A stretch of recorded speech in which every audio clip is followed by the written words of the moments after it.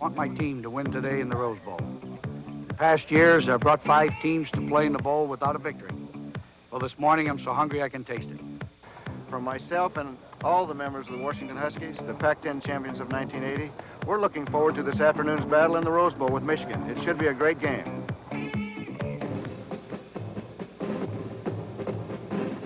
NBC Sports presents the best in college football postseason action. Today from Pasadena, California, it's the 1981 Rose Bowl featuring the Wolverines of Michigan against the Washington Huskies. The Rose Bowl is brought to you by Toyota. See all the new 1981 Toyotas at your local Toyota dealer. Oh, what a feeling. By Goodyear, makers of Arriva. Even its footprint tells you it's different. By Michelob Light, an exceptional light beer with a rich, smooth taste. And by Transamerica Corporation. Transamerica offers you first-rate service at a fair price.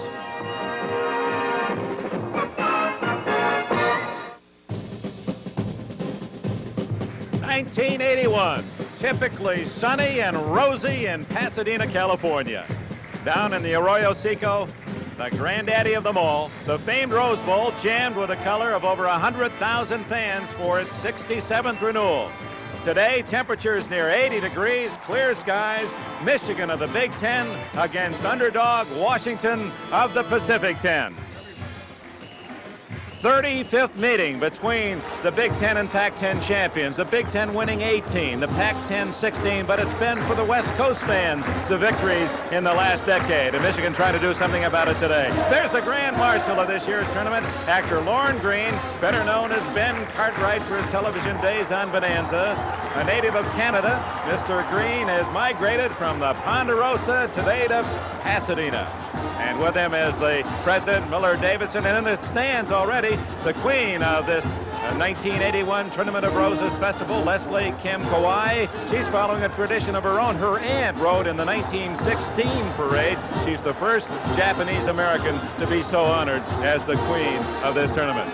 Hello, everyone. I'm Dick Enberg, and Happy New Year. What a great way to start this new year. This granddaddy is just rocking with the colors of the maize and blue of Michigan and the purple and gold of the University of Washington.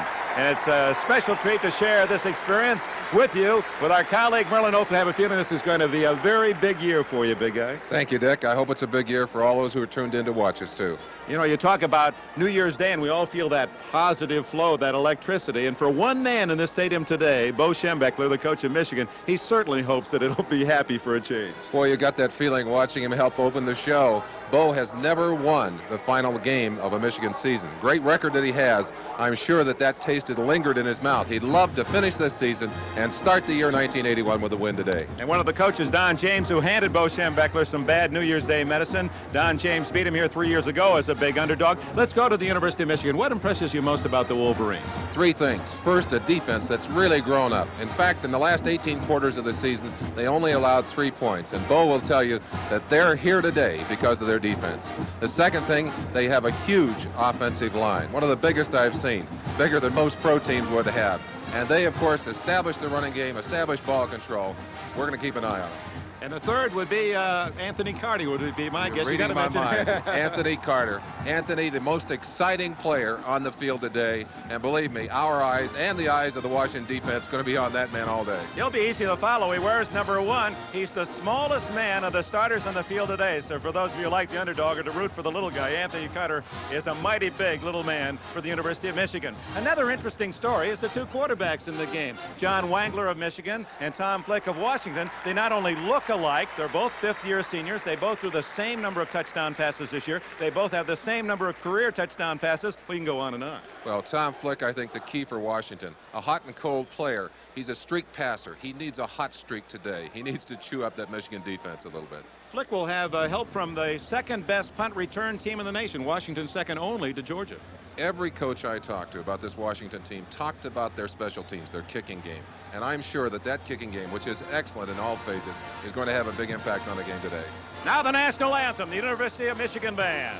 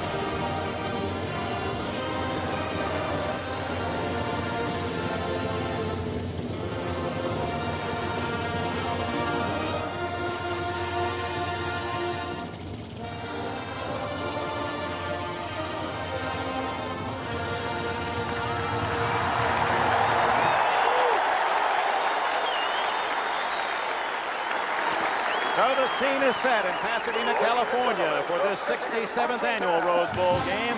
A crowd of some 104,000, and we'll meet the principals, the starting seniors for Washington and Michigan in a moment.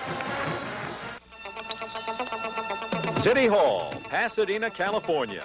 Its unique early California architecture featured on the game tickets for this, the 67th edition of the Rose Bowl. The granddaddy of them all.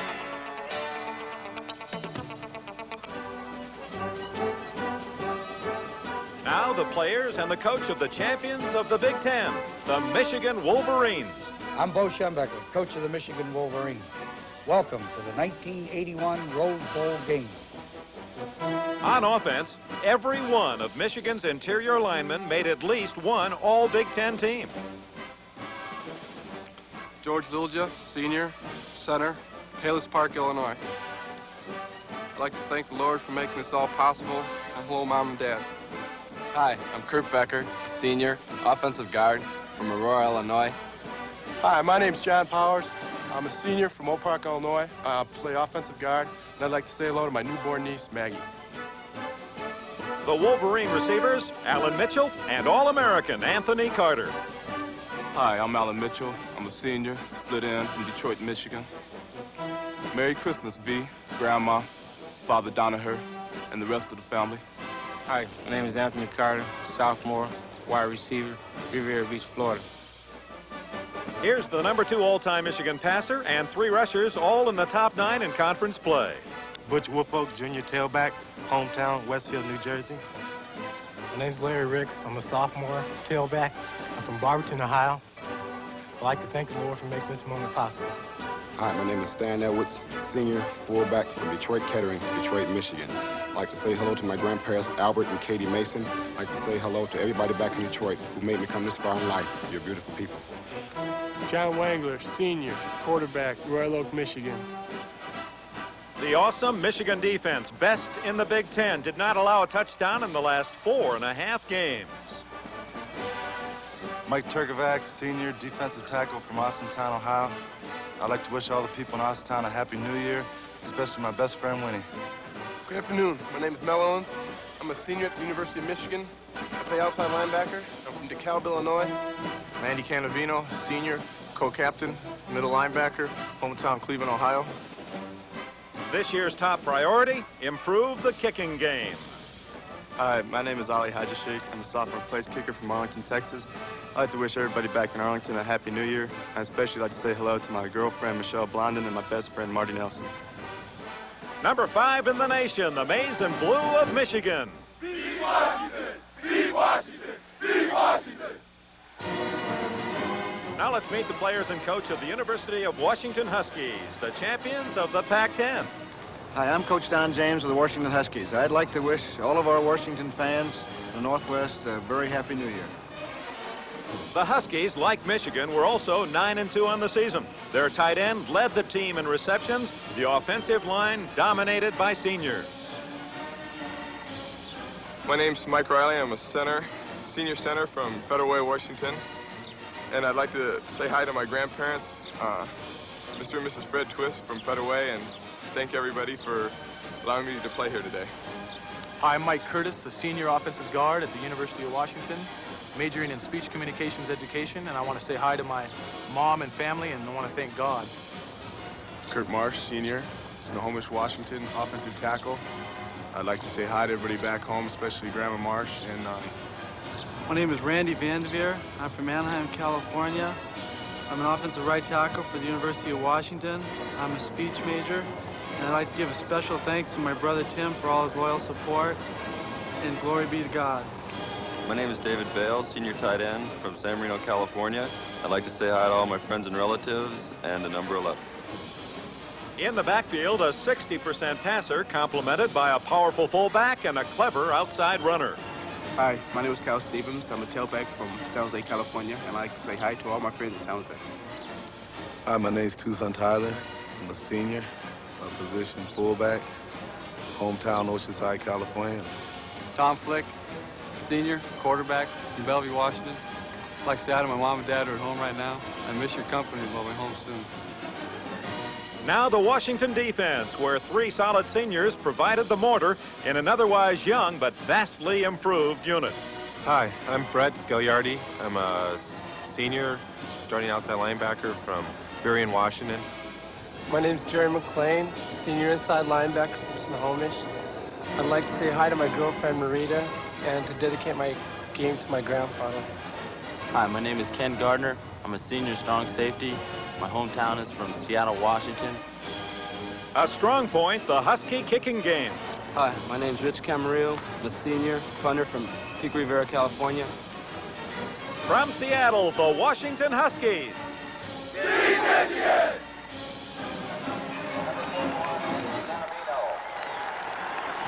So you've met the players for the Wolverines and the Huskies. They're waiting for their arrival, and of course a giant roar from this crowd as soon as they make an appearance. The captains are out with the officials, and soon we'll have the coin toss. Michigan played in its first Rose Bowl in the inaugural game in 1902 and shut out Stanford 49-0. Washington's first trip to Pasadena was 1924, and they tied Navy at 14. It's interesting, there have been only 3 ties in the history of the Rose Bowl, and this is the 67th game. This is a moment as a player, Merlin Olsen, must be the toughest time of all. I think the waiting, just having to wait for that first kickoff. The butterflies are intensified. The strange thing that happens, Dick, is that the body sensitivity increases until you feel everything just magnified 10 or 15 times. It's really a strange time, and it doesn't leave you until you get out into the game and get your first good hit. And here comes the University of Washington.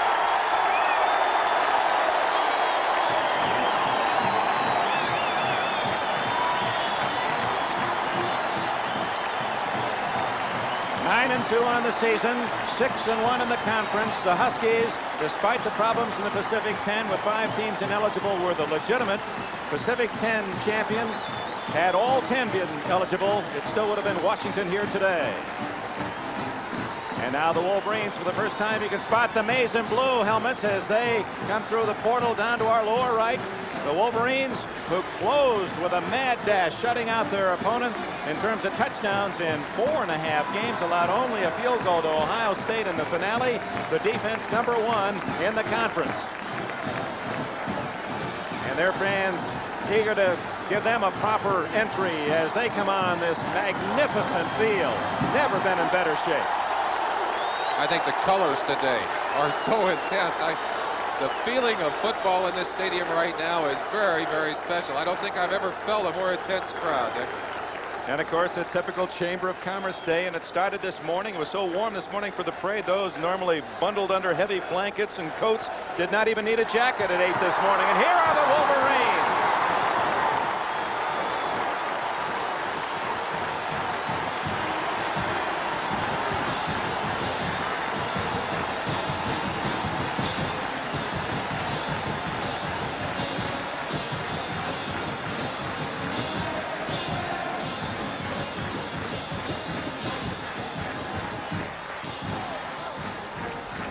Now the referees will escort the captains to the center of the field for the coin toss. Don James celebrated his 48th birthday yesterday. So many likenesses between the 2 quarterbacks and the 2 coaches today. James and Bo Schembechler, both 48.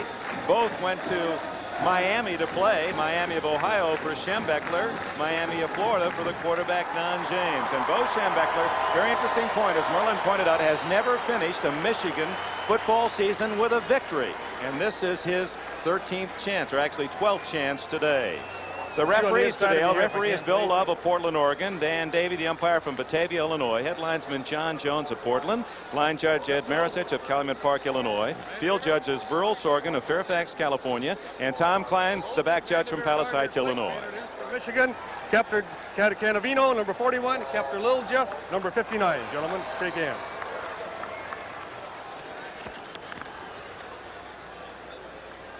Michigan is the visitor today. Got a coin. Heads is the head faced upward. Tails is the center backwards. You call it in the air. I'm going to catch it and turn it over. You called heads? They've called tails. They've called tails. It is heads. It's your coin and your choice. They've chosen to receive. It's your choice of gold, gentlemen. You want to defend this side, please. Over there.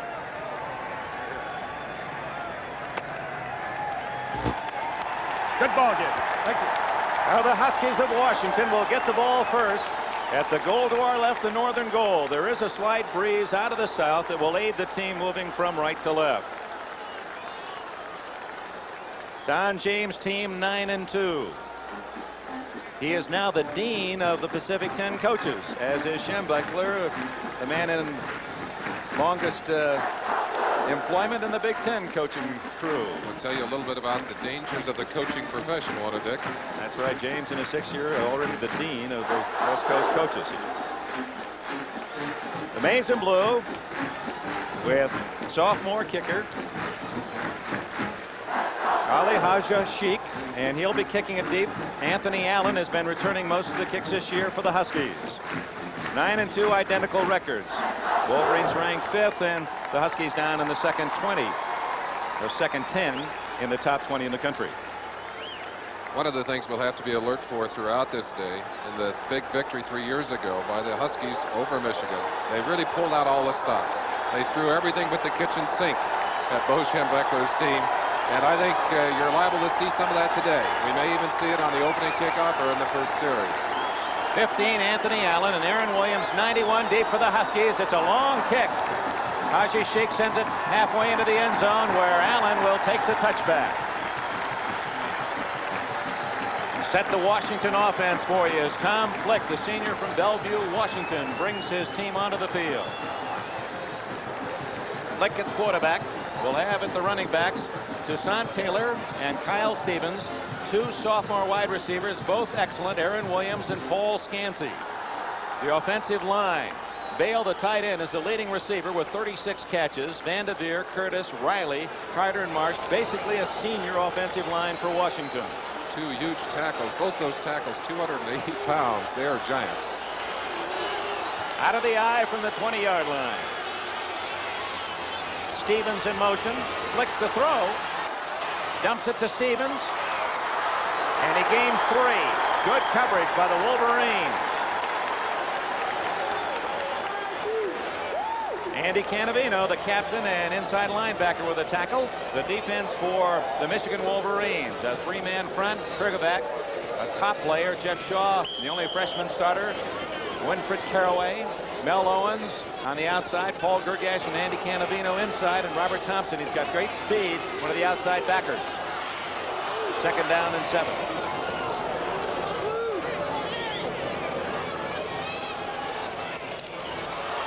Flick tossing to Stevens, out of bounds at the 25. It'll be 3rd and 5. Body, the cornerback, and Gergash, the linebacker, with a tackle. They're the deep 4 of the Wolverines, a young, small defensive unit that really matured during the course of the year. Carpenter and Body at the corners, Bostic, the biggest of the 4, and a tough tackler, and Tony Jackson, a ball hawk, that free safety. Dick, we talked about the pressure on young Tom Flick. That defensive secondary has only allowed 3 touchdown passes this entire season. And they face some outstanding passing teams. Schleister at Ohio State, Campbell at California, a couple of quarterbacks. Flick the throw, incomplete on a batted ball, and it's Williams down the sidelines. Williams has finally bounced out of bounds at the 23-yard line, and the key to the play is whether or not a Michigan player touched the ball. It went in and out of the hands of a Michigan and Washington player and back to Aaron Williams. If a Washington player touched it last, well, let's see, the ball actually is going to be ruled incomplete. It looked like a ball batted definitely by the defender back into the hands of the receiver. So the ball will come back for the penalty call, but it will not be on the catch. It will be on the line of scrimmage. So a weird play on the 3rd scrimmage opportunity for Washington of this game. Offensive pass interference, apparently the call.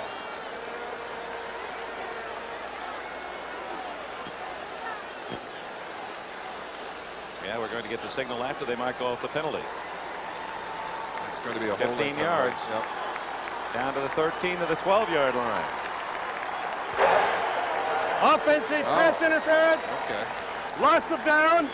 4th down. That is the toughest penalty you can absorb in football. Loss of down plus 15 yards. Flick back, gets time to throw that football. There you see the bat. That ball batted back into the hands of the receiver, but as we told you, will all be called back because of the pushing call earlier, offensive interference. So had it not been for the offensive interference, which we do not see in our replay, that would have been a long gainer for Washington. It was a legitimate pass play otherwise. No, and that's a costly problem there. They just had to call a timeout, literally waste a timeout, because I don't think the coaches realized they lost the down on that play. So it is 4th down and long, 18 yards for Don James Huskies, and Rich Camarillo, their punter, averaging 38 yards a punt, will kick it to the dangerous #1 of Michigan, Anthony Carter. As we look at Carter, you'll notice he's one of the Wolverines. Well, on the uniforms they're wearing today, many of them do not have the numbers on their back, but they don't put his number or his name on his back because he uses the tearaway jersey. In fact, they have a dozen #1s available for the game today just in case. But only one Anthony Carter. That's right. Camarillo will kick from about his own 2 and hits a beauty. Fair catch, Carter at midfield. The Wolverines will take over in excellent field position at the 50-yard line after a 38-yard punt by Camarillo. The key, though, to that punt was Carter did not get a chance to return.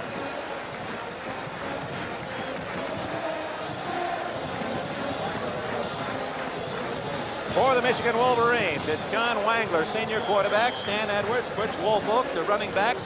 Anthony Carter will be watching him closely, and Alan Mitchell, the wide receivers. We'll check the offensive line after this play. From midfield, Wangler. Incomplete to Butch Woolfolk. Broken up by number 40, Ken Driscoll. The offensive line for the University of Michigan, and as we indicated earlier, a huge 5-man unit. Norm Betts is the tight end. Then you have Moransky, Becker, Lilja, Powers, and Paris. All 5 of those men from tackle to tackle made at least one All Big Ten team. And Lilja, some of the All-American teams, including the Walter Camp All-American team. 2nd and 10.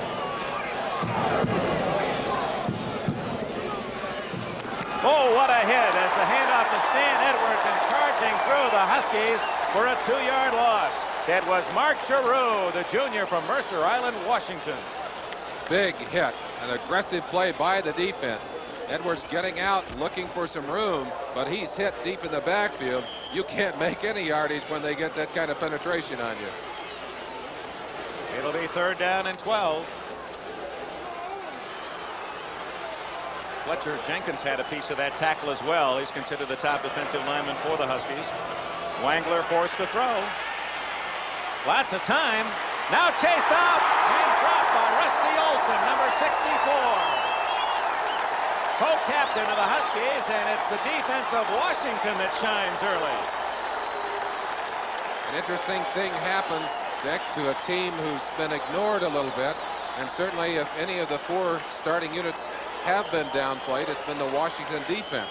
Maybe they got their nose up in the air a little bit and said, hey, don't talk bad about us. We're going to show you what kind of players we are. They've done that in this first series. Ray Horton, a solo safety, is Don Bracken, who set an all-time Michigan single-season punting mark, will kick it, the rush on, and he gets it off. Short kick. Out of bounds, and Washington will come up with good field position at the 34-yard line. Washington gains on the exchange of kicks considerably, and we have a timeout in the Rose Bowl. We played 2.5 minutes, and the Huskies and Wolverines, no score. Dick Enberg with Merlin Olsen at the Rose Bowl in Pasadena. No score, each team with a chance to move the ball. Both wound up with deficit yardage. First down, Huskies at the 34-yard line.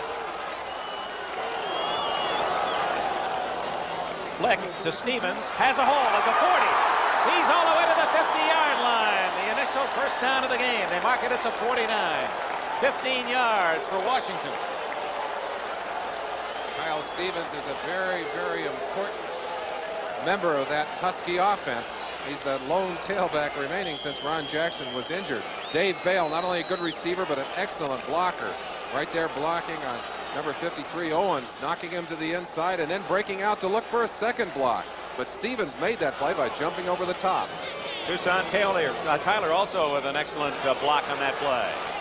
Into Michigan territory goes Tyler, senior from Oceanside, California, a second-team All-Pac-10 member. Paul Gergash, number 50 of Michigan, made the tackle. It'll be 2nd down and 6.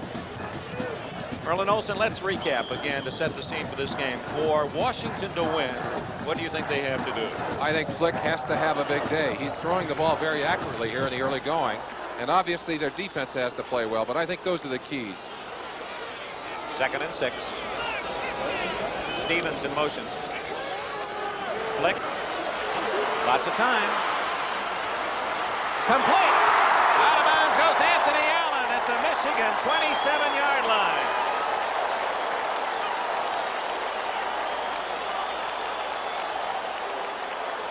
$20 yards on the play. One of the questions I had in watching Tom Flick work in practice was, did he have the finesse to throw this pass, which is over the top, waiting until he has just the right opportunity, drops it over the defender Carpenter right into the hands of his receiver Anthony Allen. That's a fine play, and they're going to have the first opportunity to score in this game. The two flankers for Washington, Scansey and Allen, had 61 catches between them. Stevens, big hole, and he gets to the 22-yard line, a gain of 5 as Owens and Canavino closed in on Stevens when it appeared he'd get much more. Mike Riley with a great block. You can see why the Washington fans have really enjoyed watching this young man perform. He reads the opening quickly back to the inside. That's great acceleration. That's what you need when you get room inside, the ability to pop into the open quickly, and then you saw him extending for the extra yardage. He's impressive here in the early going. 2nd and 5. Washington has driven to the Michigan 22. Flick. Open. First down is Ron Blacken, number 17. Washington is at the Michigan 8-yard line. One of the things we're seeing here early, that Washington offensive line is giving Flick time to look for the open receiver, and he's not wasting those opportunities. Ron Blacken, who survived a near fatal auto accident 5 years ago. At 13 catches this year, he's placed Washington 1st and goal at the 8. Allen in motion. Tyler to the 4-yard line, and he just ran right over his own blockers. Canavino was in the midst of the defensive charge for the Wolverines, along with Keith Bostic and Brian Carpenter. Bo Schembechler said early this week that the thing that had impressed him about this Washington team was the way they balanced run and pass. And they've certainly done an excellent job of mixing the run and the pass on this drive. Toussaint L'Ouverture Tyler is named after a Haitian hero, his family from Haiti. 2nd and goal at the 4. Tyler gets only a yard, stacked by the center of that tough Michigan defense. Winfred Caraway, Mike Turgovac, Jeff Shaw and company. And now a tough call on 3rd and goal at the 3. Bo Schembechler. It's been a new personality for Glenn Bo Schembechler. Don James, in his easy style, celebrated his birthday yesterday, and you can just see him, a little hope in his face, and that reaction. He has a new 5-year contract with the Washington Huskies. He might trade that for a touchdown right here. I bet he would. Up the middle, Stevens didn't get in. He stopped inside the 1-yard line. It'll be 4th and goal, and a heavy decision for Don James. Just a little draw play, a little delay. They started to fake the pass and handed it late up inside to Stevens. Stevens looked like he was going to break free, but that's 95. Thompson, the man who put the final stick on him. Had he not been in the road, it would have been out to the outside. Jeff Shaw there first, but it was Thompson really that kept him from sliding across that goal line. They're going for it. 4th and goal on the 1. Neibauer, the second tight end, in motion. Tyler, touchdown. One official ruled touchdown. The other is ruling it's Michigan's ball. I think the ball was fumbled, and it's a question of whether or not he was in the end zone, whether the ball had broken the plane of the end zone before that ball came loose. Goodness, 2 years ago, Michigan was beaten on a phantom touchdown. Charles White on a similar play. This time, despite the fact the official on the far side signaled touchdown, the official on the near side said, no, sir, it was not a score. We talked about the gambling nature of the Washington Huskies. Don James doing exactly that, going for broke, wanting the 7 points. I think he knows he may not get that many chances to score, and there you saw the ball popping loose as the ball carrier, that's Tyler, goes up over the top. The ball bounced cleanly loose. Good call by the officials. They were right on top of that one. Michigan takes over at the 1-foot line. And that's close to a safety. Very close. Rusty Olson, 64, came out of the pile shaking his fist. He thought he had 2 points. As Butch Wolf barely got back to the goal line. But that's fine defense. Let's pat that Michigan defense on the back. We talked about their record. I don't think they've had a more critical series of downs this entire season than that series, even though it's early in the game. You don't want to let a team off 7 points ahead of you with a quick, long drive if you can possibly help it, and they've dodged the bullet here. Michigan, a heavy favorite again today. 2nd and 9, a long 9, facing a stacked defense. It's Wolfuk to the 6-yard line, and that'll bring up 3rd and a short 5. Rusty Olson again slashing in to make the tackle.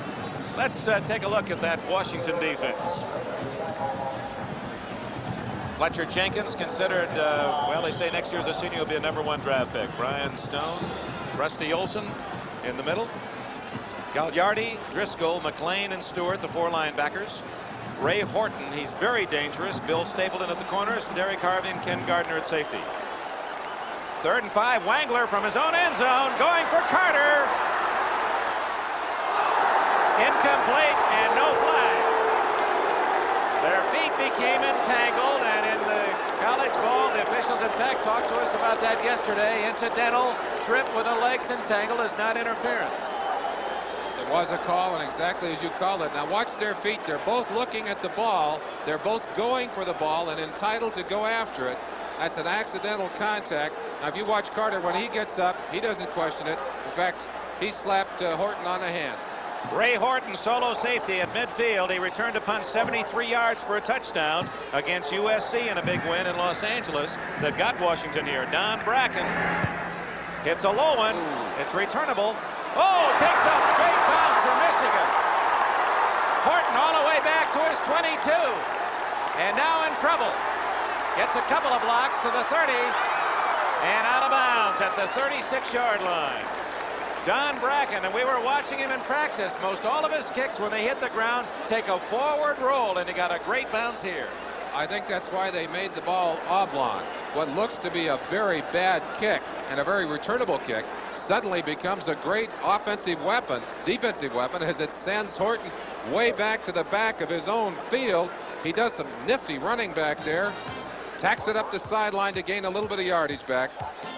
73-yard kick by Bracken. That'll be the longest in his career. No score. Washington with the ball. No score. Michigan and Washington. First quarter, 6:41 remaining in this period. Washington with the ball at the 37-yard line. That was, by the way, a Rose Bowl record, the punt by Bracken. Flick brings Scansey in motion. Back to throw under a blitz. Tipped and almost intercepted by the Wolverines. Marion Body, number 3, flying up to try to get that deflection. Unfinished business. Don Bracken's kick of 73 yards officially breaks the Rose Bowl record, long-standing record that goes back to 1919 when Abramson kicked a 72-yarder for Great Lakes Navy. Layden of Notre Dame and Cote of USC, all with 72-yard kicks, and Don Bracken's 73-yard punt, a new Rose Bowl mark. Dick Enberg, Merlin Olsen were at the Rose Bowl in Pasadena. We understand Georgia has defeated Notre Dame 17-10. Tyler bouncing off a tackler. The big guy is out of bounds at the 41-yard line. Here in this first quarter, Michigan stopped Washington deep in its own end. The punt to Michigan. They too were driven back. The kick back, and then Washington marched to a 1st and goal at the Michigan 8-yard line. And on 4th and goal from the 1, did not make it in. Some thought it a fumble. Apparently has been ruled just did not get in the end zone. Was stopped on the 1-foot line was Tyler. Michigan took over, had to punt to Washington. What appeared to be a short kick took a great roll, and Don Bracken 73-yard punt positioned Washington where they now own the football 3rd and 6. Flick Complete to Scansey at the Michigan 39.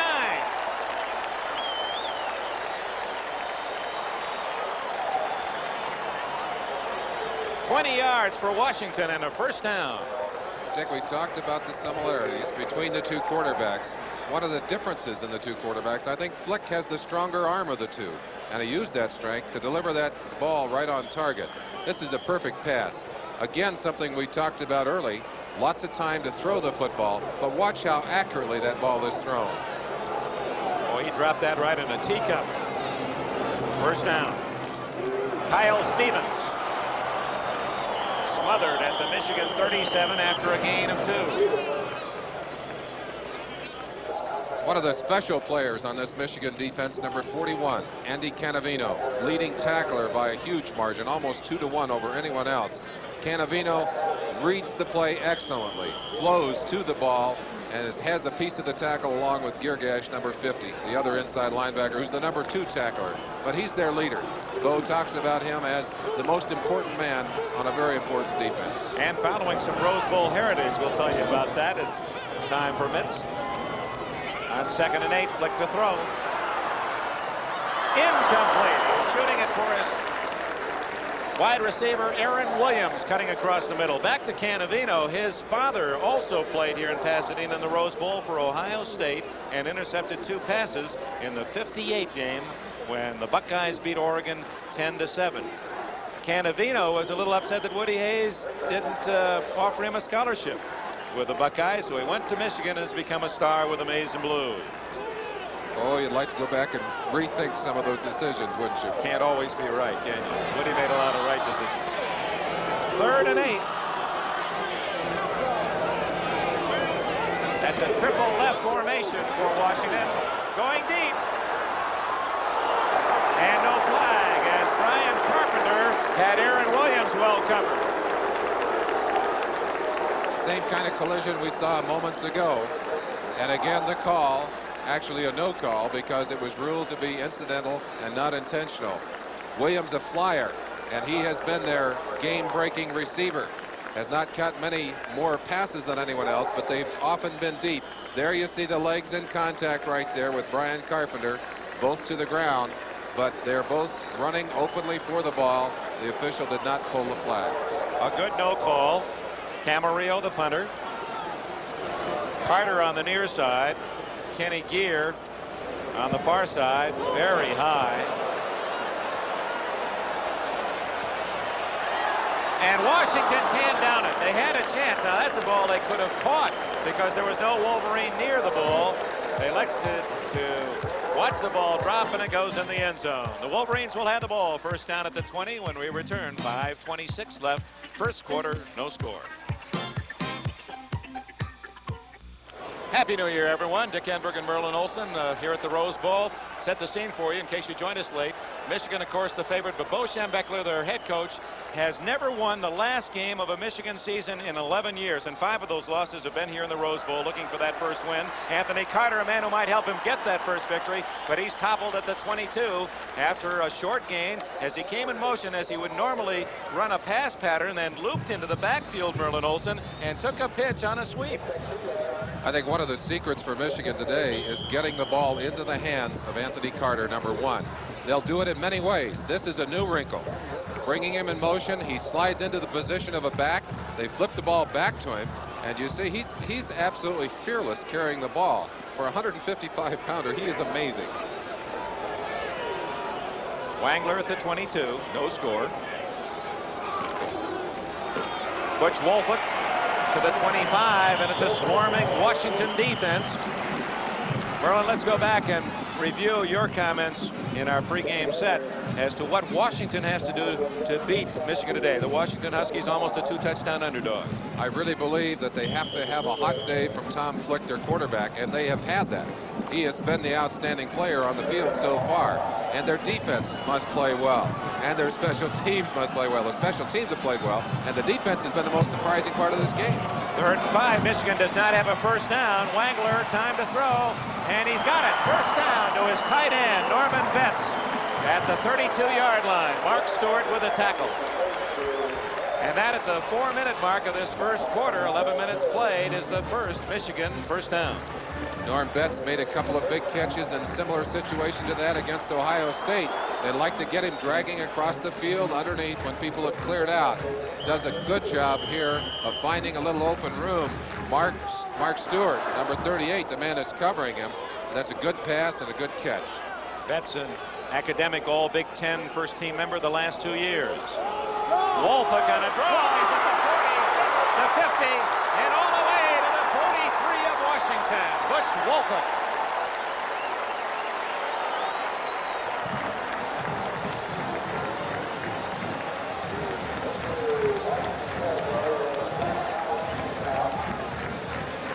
We talked about the huge offensive line, and they're taking advantage there. That's Mark Giroux diving to try and get a piece of Butch Wofolk, but he just runs away from everyone using his fine speed. He's a sprinter, and he sure showed it to you there. 24 yards to match the number on his back. First down at the 44 of the Huskies. Wofolk again, and another big gain to the Washington 33. And suddenly it appears, Merlin, they've gone to some traps. One of the things that will happen when a team is oversized, and certainly the offensive line, is just a huge difference in their size and the defensive size of those Washington Huskies. That may not show in the early going because of the emotional pitch of the defense. But late in the game, it's going to come through, and that may be what we're seeing already. Drive started back at the 20-yard line. No score in the game. 3 minutes left in the first quarter. First down after the 11-yard run by Wofolk. This time it's Stan Edwards. And he's bounced down at the 30-yard line. An excellent hit by number 40, Ken Driscoll, a sophomore from Tacoma, Washington. If not for Driscoll's hard hit, Edwards had a lot of green grass to the outside.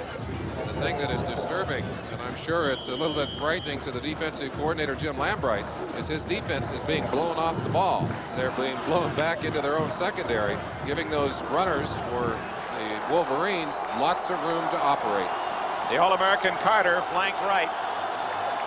2nd and 7. Wangler's going to throw. In trouble, and down he goes. Brett Gagliardi, a senior from Seattle, drops him for a loss at the 41.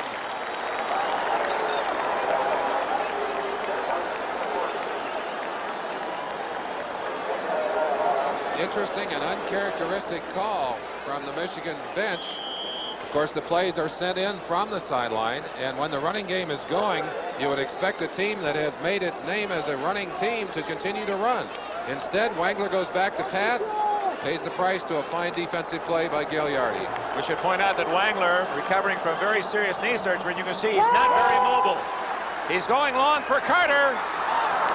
And Carter well covered by Ken Gardner, number 29 at safeties. Thus far, they've blanketed number 1. He's not been able to find daylight. I think, in fact, Merlin, I think on the play previous, Wangler was dropped for the loss looking for Carter, who was so well covered by Horton.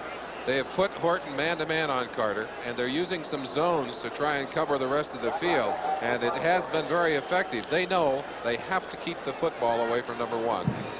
Anthony Carter, 46 catches, had 13 touchdown receptions this year. It's Bracken to kick. Ray Horton stands at the 10-yard line for Washington. He pooches it, and it's a good one. Michigan will down it at the 3-yard line.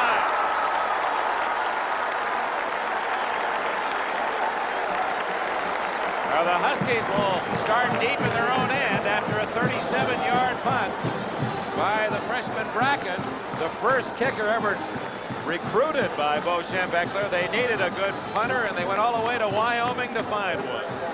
Now sailing high over this beautiful scene in Pasadena, our Goodyear blimp, Columbia, back again this year, bringing us the exciting aerial pictures of this 1981 Rose Bowl game. Well, after a bad first punt, the first one that Bracken kicked was off the side of his foot. It set up that first drive for Washington. He has had 2 great kicks. Including a Rose Bowl record 73-yard punt. Flick to Tyler, running room. Tyler to the 15 and a first down, 12 yards before Brian Carpenter, number 9, could make the tackle. Toussaint Tyler, an explosive runner. The importance again of getting into the line of scrimmage, getting into that secondary quickly. You see the acceleration, and that's a power hit on Tony Jackson right there. Toussaint just unloaded on him. That gives Flick some room to operate. First down at the 15. Clock running down to the 1 minute mark left, first quarter. Good play action fake and good coverage as Kyle Stevens wrapped up by Paul Gergish and Robert Thompson. Gain of 2. Robert Thompson has been all over the field today, the swiftest of those linebackers for this Michigan defense. He's one that we'll keep our eyes on because he certainly has the ability to make a big play defensively. Passing situation. Michigan will loosen that defense. Scansey to the right. Anthony Allen left. And Flick will throw. Out of the backfield, or actually the tight end Vail, David Vail to the 26-yard line. First down, Washington. Every defense has a weakness, and Michigan has been willing to give some room in the short outside areas against the pass. This is a delayed pattern to the tight end coming across. He's got a lot of room, and he takes advantage of it. Does a good job of running with the ball for the necessary yardage for that first down. David Vail grew up just a few miles from here in San Marino. Been a good homecoming from him. What a fine year he's had. Went to Pasadena City College, so he is back home. Played on the junior Rose Bowl team. Flick on a roll, has a man. Allen down at the 37. That's near another first down. Well, Washington has had no trouble moving the ball, especially through the air. The problem is they have not been able to get any points on the board. And often, if you are successful moving the football and cannot capitalize with points, that really takes a lot out of you in the first part of a game. They need to get something at the end of a drive. And they've been very good at that during this year, Dick. You're right, Merlin. An opportunistic team they have been inside that 40-yard line. They have scored on almost every occasion. Tom Flick going to the sidelines as the first quarter comes to an end. We've played 15 minutes in Pasadena. In this 67th Rose Bowl game, Michigan and Washington are scoreless. Second quarter, this 1981 Rose Bowl game. Happy New Year from all of us at NBC. And Michigan, very tough all season long, allowed only 10 points in the first quarter. And true to form, they shut out Washington in the first 15 minutes today. But the Huskies have returned the favor, and it's Washington's ball. First and 10 at its 37-yard line as we open the second quarter. Tom Flick to throw. Wide open is Vail, and he's out of bounds at the 45-yard line. A gain of 8 more. And there was no one close to Vail in a white uniform. Let's take a look at Washington's scoring report card in the course of this 1980 season, and they got an A grade in the second period. Those numbers are quite unbelievable. 119 points. The second quarter has been their quarter throughout the season. They'd love to have it be their quarter here in the Rose Bowl. By the way, they were the top scoring team in the Pac-10 this year. Flick 7 for 11 passing, but he stays on the ground to Tyler, and it was read well. Andy Canavino, 41, read the play well, forced Tyler wide, and Mel Owens, 53, finished him off for a loss. One of the things that I really like about this Michigan defense is their quickness and their ability to pursue. You know, one of the ways to test the defense in analyzing their seasonal record is to ask how many long runs have been taken against them and how many long passes. Well, we told you that 3 touchdown passes on the year, only 1 long run of 30 yards, and just a few between the 15 and 30s. That's a very quick and a very active defense. And a very big play. Washington went from 2nd and 2 to 3rd and 5. Flick over the middle, complete to Allen. Great move. Anthony Allen to the 29.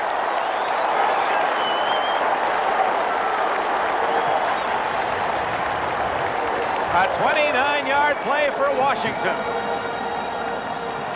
Well, when we talked about the importance of Tom Flick having a big day, even we could not anticipate the kind of early start he would have.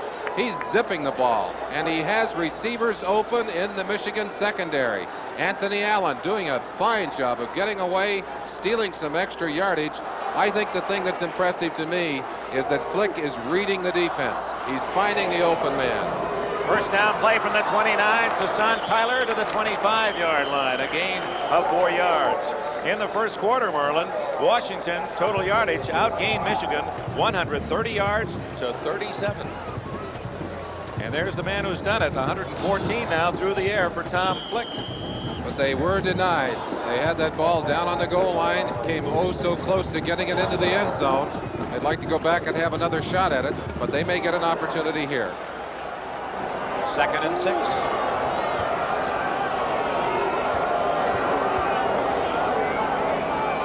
Possible audible by the quarterback Flick. Blindside blitz. He gets away, throwing to Scansey. Intercepted. So Michigan, Brian Carpenter stops the Huskies.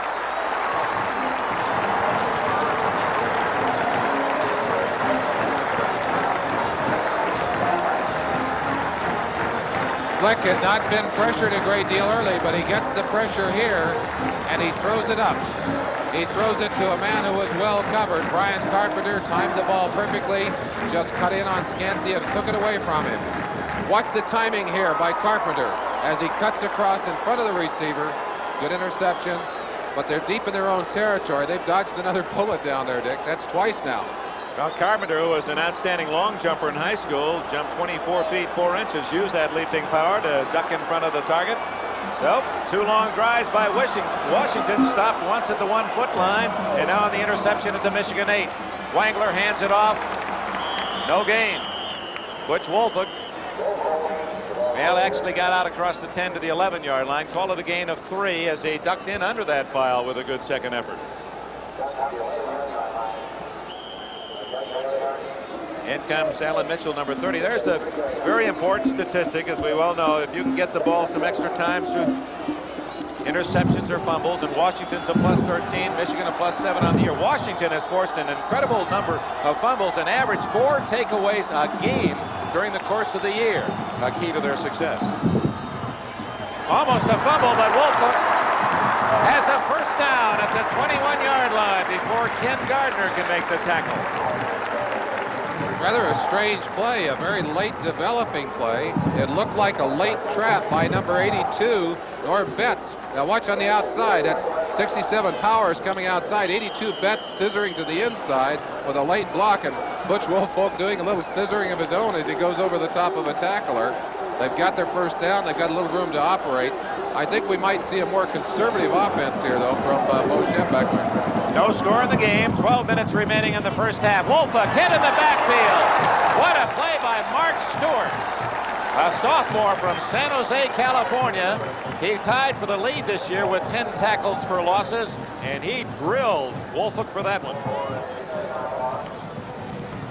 He was a sprint champion in high school in San Jose, and he's 6'4" and 227. Interestingly, he was born at the Stanford University Hospital, but stayed in the Pac-10 going north to the Great Northwest in Seattle, University of Washington.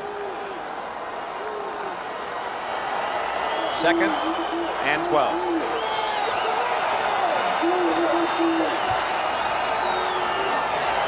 Woolfolk picked his hole and drives to the 27. That'll bring up 3rd down and about 4. McLean and Stewart, the tacklers for Washington. I mentioned that we might see a more conservative approach from the Wolverines. Certainly, Schembechler, always at his own end of the field, is going to be very careful about the way he handles that football. He's going to run only high percentage plays, and those basically will be running plays unless he's down and with his back against the wall. He's also going to take advantage of his best tools, the running game and that big offensive line. That's exactly what he's doing right here. Michigan is 1 for 4 in 3rd down conversions thus far. Woolfolk is close, but stopped shy of that 30-yard line, and Washington will force Michigan to go to the punting game. Gagliardi and Olson made the tackle. They spot the ball short of the 30. That brings up 4th and a long one, and Don Bracken, the punter, comes in. And on that play, you see one of the basic differences between these two teams. Washington would have thrown the football, and Michigan trusts the running game.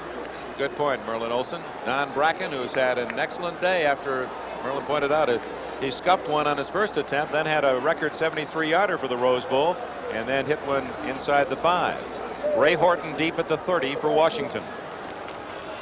No pressure. Ooh, he hits this one. Horton all the way back to the 16. Now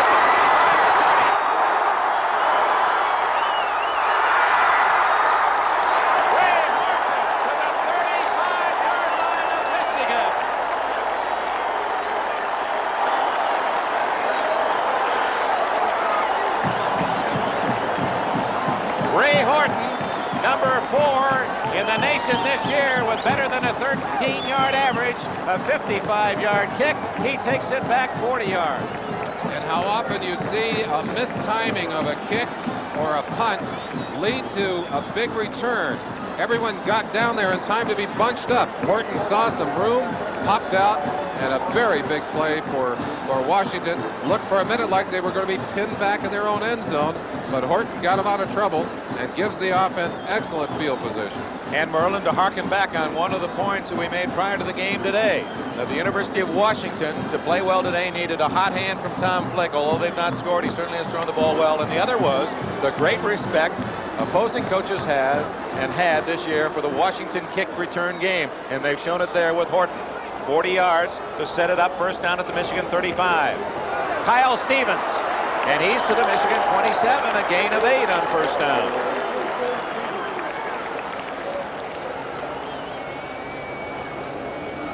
Washington certainly in the spirit as they come to Pasadena with the roses on the shoulder pads.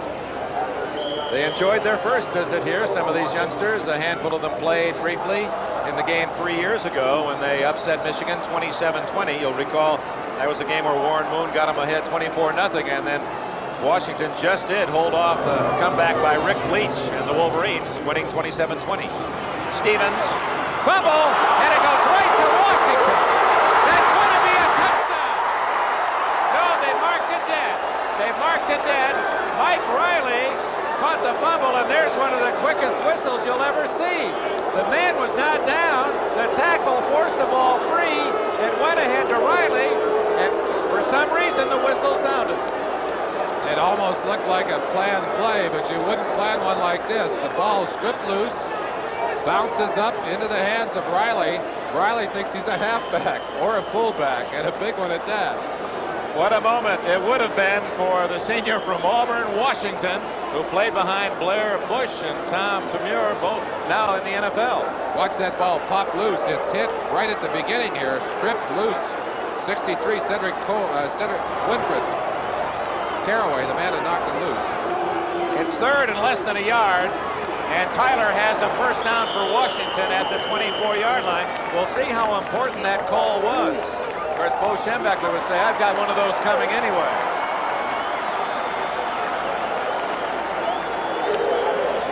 Less than 9 minutes left in a scoreless first half, and Don James Huskies continue to move well against this vaunted Michigan defense. Again, Michigan, best defense in almost 50 years. They went 18 quarters without allowing a touchdown to close out the season.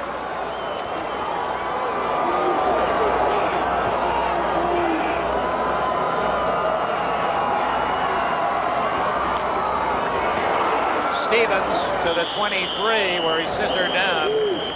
Winfred Caraway, 63, sophomore from Detroit, a high school All-American, along with Mike Turgevac, the senior from Austintown, Ohio. One of 3 starters on defense, along with Canavino and Owens for the Wolverines.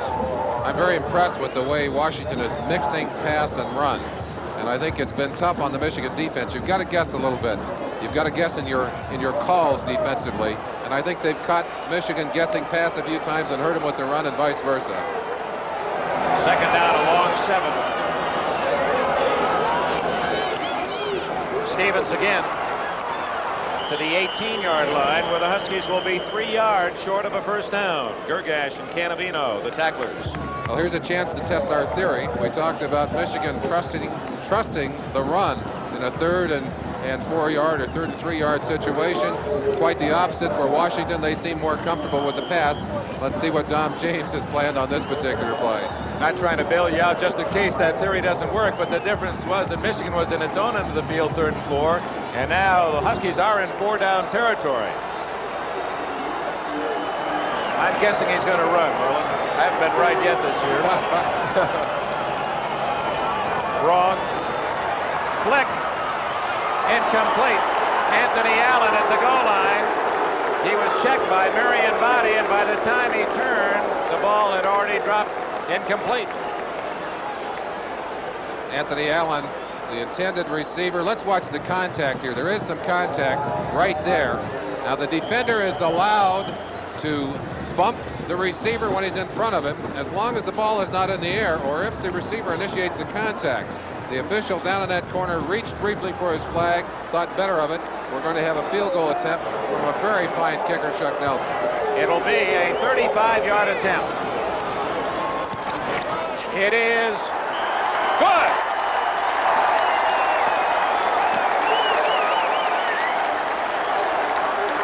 Chuck Nelson, the top place kicker in the conference, nails one from 35 yards, and the Huskies are on the board first.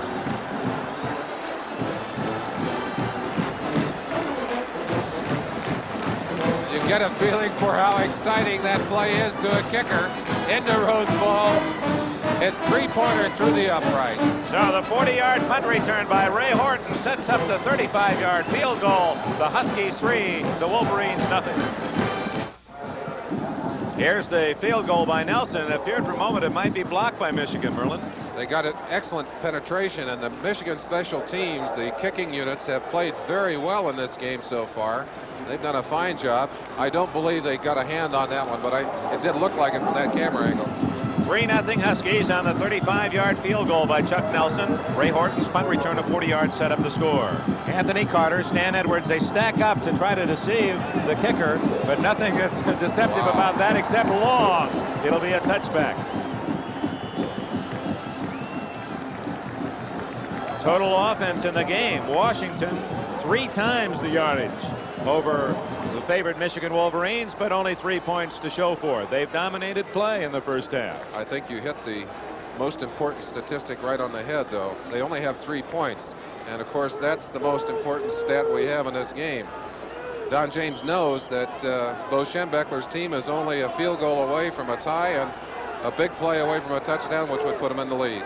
Washington 3 times inside the Michigan 20, but have just a field goal to show for the effort. Stan Edwards, he's been quiet thus far and rips an 8-yard gain before Jerry McLean, and Brett Gagliardi can make the tackle.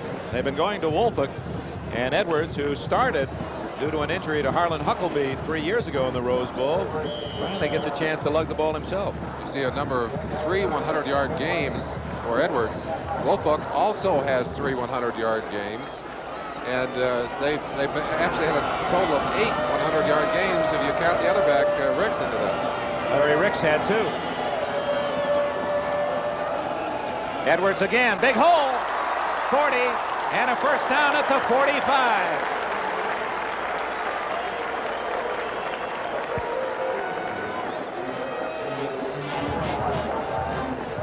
Washington defense gambling a little bit on the inside, and when you can make the big plays inside on a running game very often by gambling, you also are vulnerable.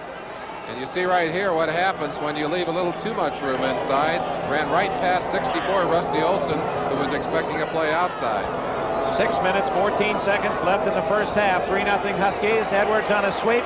Good penetration. Boy, that Mark Stewart. He fought off the blocker, got a piece of Edwards, slowed him up, and number 40, Ken Driscoll, finished him off. Stewart, the man who made the play outside. Rusty Olson did a good job of getting penetration from the inside, forcing the man wide. And then Stewart, the cleanup man, gets to the outside, dives, gets a hold of Edwards by the ankle to strip him down for a short gain, but wanted to make sure we got Rusty in there cleared up. Didn't make the play the time before, did make a very important play on that last one. 2nd and 9 from just beyond the 45 of Michigan. Carter is out of your picture to the right. Wangler looking for him. Incomplete at the Washington 47. Carter slipped, still got his hands in the ball. Mark Stewart was putting pressure on the quarterback. Want to watch a man draw a crowd? Watch number 1, Anthony Carter. We talked about Horton. He's going to shadow him all day. Help is on the way. Kenny Gardner will be arriving on the scene shortly, but that's a super one-on-one play on a very fine receiver. And a man who's not just a sprinter. He's a football player. He'll go up and he'll fight you for the football. He'll catch in traffic. And again, at 155 pounds, the lightest man, if not the smallest man on the field. Third down draw play, and it's going to work. Woolfolk, he's to the 40. He's all the way to the Washington 30.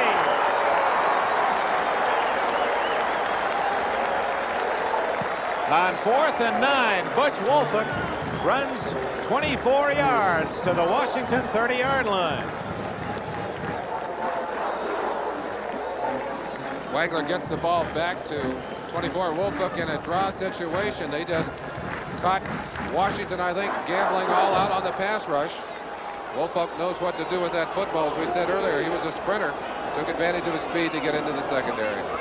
Michigan trailing 3-0. First down at the Husky 30. And Edwards gets about 3. Well, we have a moment, Merlin Olsen. I'd like to send out a special Happy New Year to a man who has directed this NBC telecast of the Rose Bowl and our tremendous relationship with the Tournament of Roses Committee for 28 years. Harry Coyle calling the shots, and what great pictures his cameramen bring us. And Jerry Ireland, our technical supervisor.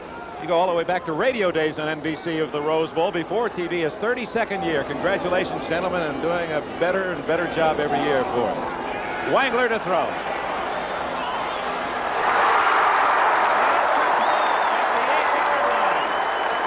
Alan Mitchell, 1st and goal.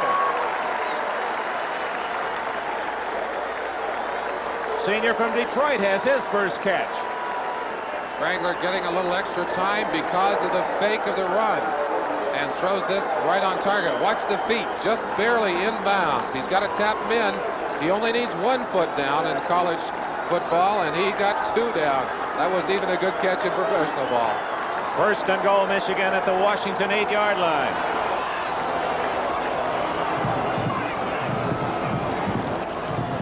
Woolfolk. McLean drops him at the 6. We watched Washington make penetration into this same end of the field. In the first quarter, they were turned away on the 1 foot line. Now they've got their defense on the field. Let's see if they can return the favor to the Michigan Wolverines. Ken Driscoll, linebacker, comes in. Derek Harvey, a safety man, out for the Huskies. Woolfolk has 91 yards now in this first half.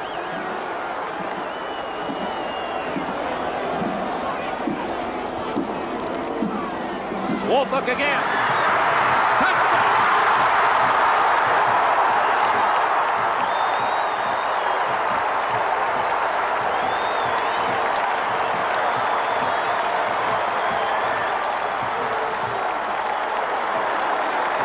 Butch Woolfolk, the leading rusher for the Maize and Blue as a sophomore, and again this year as a senior, has given Michigan the lead for its first time. Woolfolk cutting back against the grain.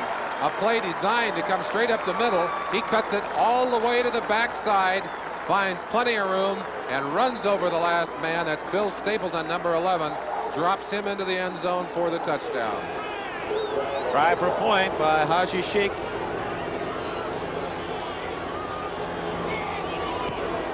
And it's there. So after the field goal by Washington, Michigan engineers an 80-yard drive. Woolfolk from 6 yards for the touchdown, and the score with 3:39 remaining in the first half. Michigan 7, Washington 3.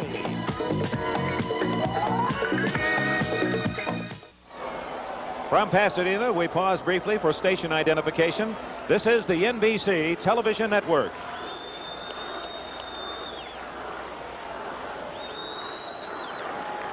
On a beautiful football day, nearly 80 degrees in Southern California. This 1981 Rose Bowl finds Michigan ahead of Washington 7-3. Anthony Allen at the 5-yard line. Allen of the Huskies breaks a tackle and gets to the 21. Carlton Rose, a linebacker for the Wolverines, made the tackle, and we have a flag on the play at the spot where the tackle was made. There's the numbers on the drive, 80 yards in 9 plays, with Wolfolk, who was the star runner on that drive, getting the touchdown from 6 yards out. You saw the referee signal clipping against Washington. Half the distance to the goal, to the 10. We talked about the importance of playing well on special teams. That's one thing you don't want to do. Washington on the run back. First down.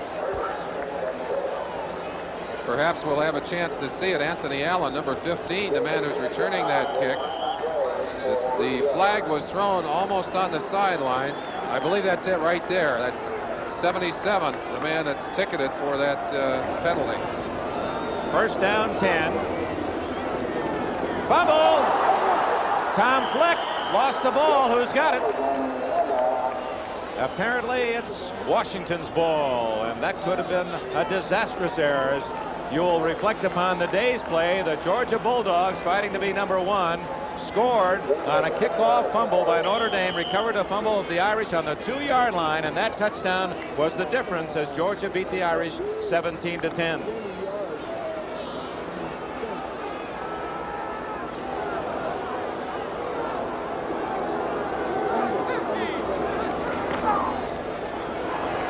Flick has to eat it at the 11-yard line. Robert Thompson, 99, there to shut him off, along with Keith Bostic, the safety. And suddenly the momentum seems to have swung. It seems to have swung a bit. And we mentioned how important those bottom line numbers are, those scores on the board. And even though Washington has gained a lot of yardage, moved the ball up and down the field, they've only got 3 points to show for it. Michigan has allowed some people to move the ball this year. Rich Campbell threw for 249 yards at the University of California. They still beat them in that game. Easily. On 3rd down, 9. Complete to Tyler, but he's going to be very close to the first down at the 20-yard line. Bostic wrestled him down. He's playing in his own backyard. Keith Bostic, high school star in Ann Arbor, Michigan, stayed and attended the University of Michigan. It won't be tough for them to measure this one. And it's a first down. Boy, Tyler's second effort. And how important it is deep in your own territory. And again, you get a feeling for the courage of this Washington team. They were really blown out of this thing by a lot of people early. They said Washington doesn't have a chance. But Washington has dominated play early, and even though they are behind on the scoreboard 7-3, they certainly haven't given up anything. That was a key first down. They would have had to punt, and Michigan would have had probably good field advantage with 2 minutes left in this half. Whoops, early movement, it appeared, against Washington. I believe that was Vanderveer, 79, off a little early on the right-hand side. They've got to be a little nervous. I'm surprised we haven't had more mistakes in this game than we have had. It is a legal procedure against the Huskies. First down statistic, probably you have to hunt to find that meaningful often. Dead ball foul, illegal procedure, offense. Gives us a moment to talk about Tom Flick, the key to the Washington offense. He's thrown the ball 15 times in this first half, completed 9. Interestingly, that's 60% exactly his percentage for the entire season. Has 123 yards through the air. His dad watching from a Seattle hospital. I know this young man's heart and mind are separated by that distance. Concerned about his father. That gets the 5 yards back on the short pop to Kyle Stevens. That'll bring up 2nd down and 10. Mel Owens made the hit. Mentioning hospitals, I'd like to send out a special New Year's hello to little Heather. A little friend of mine is spending the holidays in the hospital. I guess we'd like to say hi and a Happy New Year to everybody who's having to spend a day in a hospital or a week or a month or whatever it happens to be. I hope this will be a better year for you. And we extend that with our very best wishes for 81 to all of you around the United States and those watching this telecast around the world on NBC.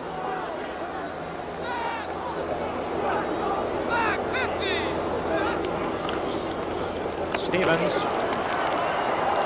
Almost got to some daylight. He's to the 28-yard line, 2 yards shy of a Washington first down. The clock is now running at 1:15, 1:14. I'm really impressed with the quality of football we've seen so far in this game. Good offensive performance by both teams, some outstanding defensive plays. This is a tightly fought football game. I like the way they're playing this game. Washington now with 59 seconds, taking its time. If they don't make the first down, they don't want Michigan to have a lot of time to work with at the end of this half. We'll see some timeouts if Washington picks up the first down. And they will. David Bale, first down at the 45, out of bounds to stop the clock. 43 seconds left in the half. 17-yard play. David Bale, a favorite receiver for Tom Flick during the season. We talked about the weakness of the Michigan defense in the flat areas. Keith Bostic, number 13, coming out late. But Bale finds room to amble down that sideline, gets it all the way out just shy of the 45-yard line. They've got time to do something here if they'll get moving. A lot of young high school players watching, hoping they'll be recruited. If you're not recruited by a major school, doesn't mean you can make it. Bale, no one wanted him out of high school. He went to Pasadena City College and now a collegiate star. Down the middle. Incomplete. What a hit on Aaron Williams, and he made a marvelous effort to try to hang on to the ball. Evan Cooper, 21, broke up the play. He's a fifth back in as Michigan's going to an extra defender. 37 seconds left.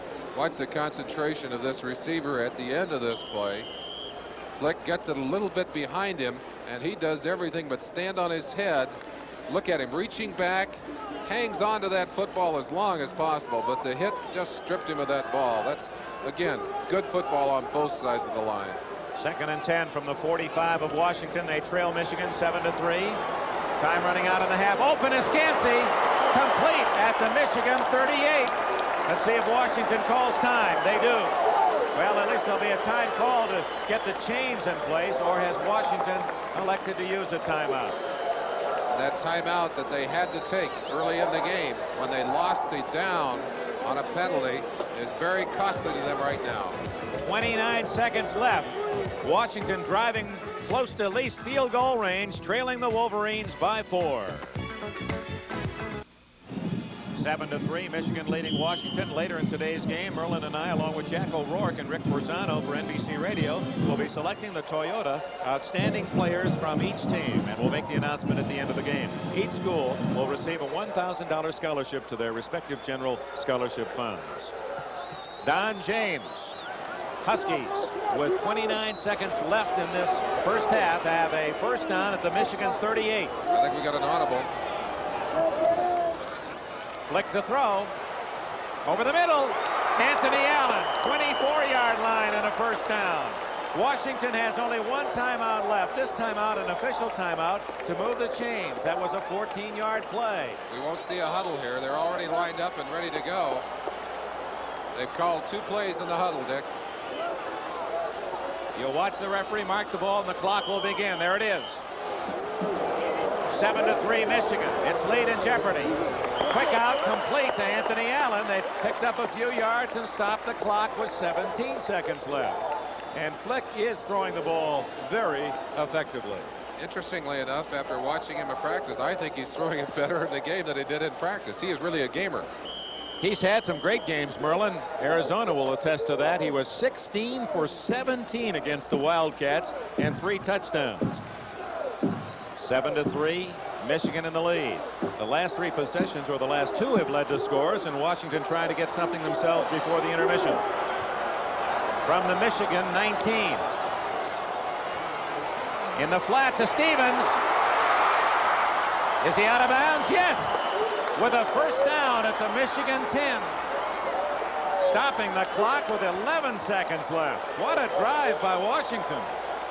Flick again reading the defense and taking advantage of that open area in the flat. Getting the ball to a running back who knows what to do it.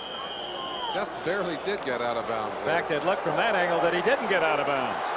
The clock is running. 5. I don't think Washington realizes it. Going for the touchdown. Incomplete, and 1 second left. With 1 second left, Washington will have a final chance, and they're not going to gamble. They're bringing in the field goal unit. A shot at a touchdown. The ball thrown over the top of Carpenter, Brian Carpenter, number 9. Anthony Allen gets up, gets one hand on the football, and simply could not hang on. But that's the kind of pass you're not going to throw in an area where it can be intercepted. An apparent field goal attempt from 20, make that 27 yards. And it is good. So on the final play of the first half, the Huskies get their second field goal, and at the intermission, well, it's just the way it ended last year. We had a one-point game. After 30 minutes, it's 1 point today. The Maize and Blue 7 and the Purple and Gold of Washington 6. We'll be back with an excellent halftime show for you right after we pause for these words.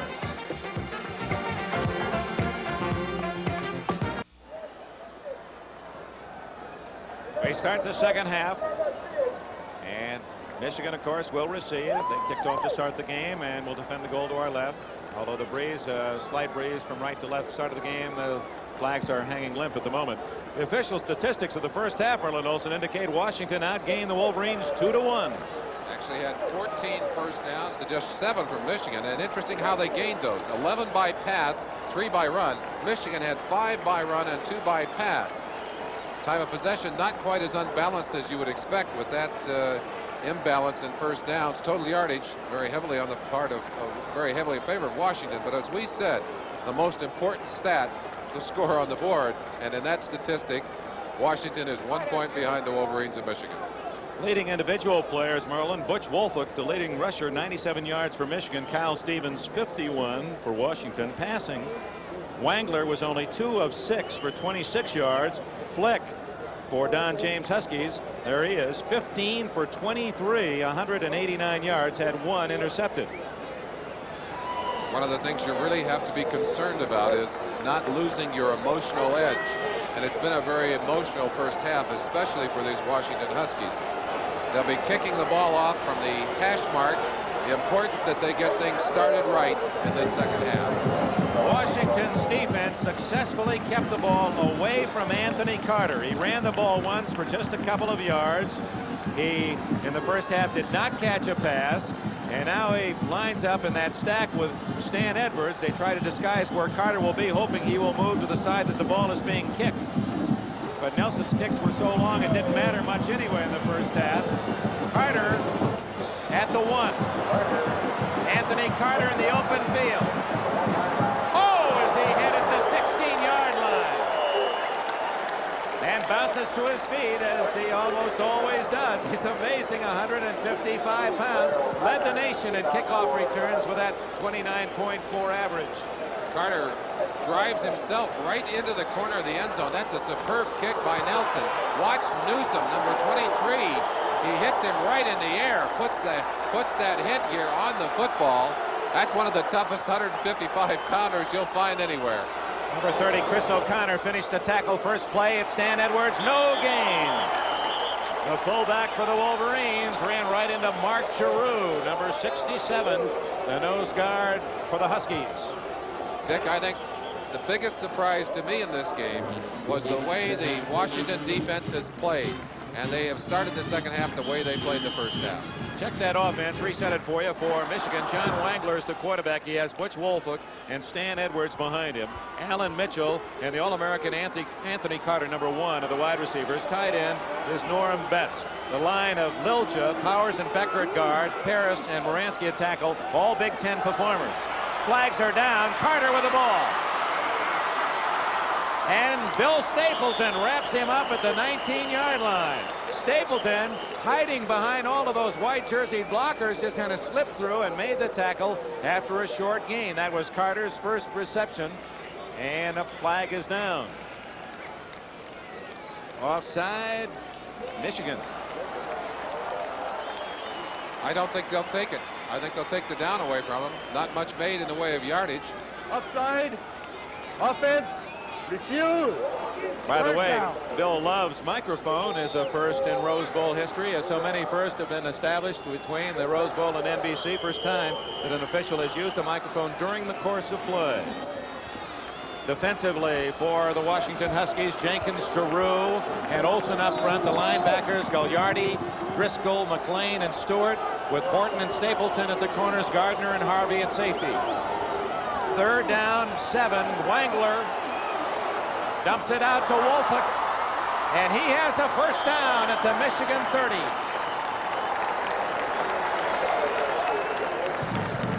Driscoll and Harvey made the tackle. First down, maize and blue. You have to set your priorities defensively, and they've obviously, on the Washington side of the line of scrimmage, decided to stop Carter. They were covering him very carefully, and they made room for Wolford. He took advantage of that, has the first down on the 30. And good blocking for Wangler. He had plenty of time to find Wolford. A toss to Wolford. And a vicious tackle at the 32-yard line. And Giroux with another crisp hit for Washington. Kurt Becker had Kenny Driscoll about 10 yards down the field, still blocking him as the whistle was blown. And Driscoll turned around and popped him one. The official said, hey, none of that. Butch Wolford now with 100 yards for the Wolverines.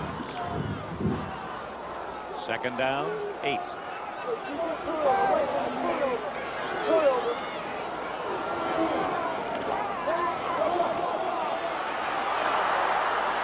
And Wolford has a first down at the 41-yard line before Ken Gardner, number 29, can make the tackle. Excellent faking on that play by Wangler. In fact, he had the secondary still convinced it was a pass, even though the play was well underway. Watch him as he hands the ball off and then goes back to fake the pass. Woolfolk just exploding through the line of scrimmage. We talked about the size advantage that Michigan has offensively. They may begin to capitalize on it more and more in the second half. This is Stan Edwards. He bowls his way to the 44. Second and 7. Butch Wolford from Westfield, New Jersey. Want to go back to him. He's just a junior. He'll be back at 207 pounds. He qualified for the Olympic trials in the 100 meters. He has run a 10-1 wind-aided 100 meters. That's world class. And he carries 207 pounds. As we told you, he's the leading rusher as a sophomore, and again the leading rusher this year. And Don James trying to figure out a way to stop him.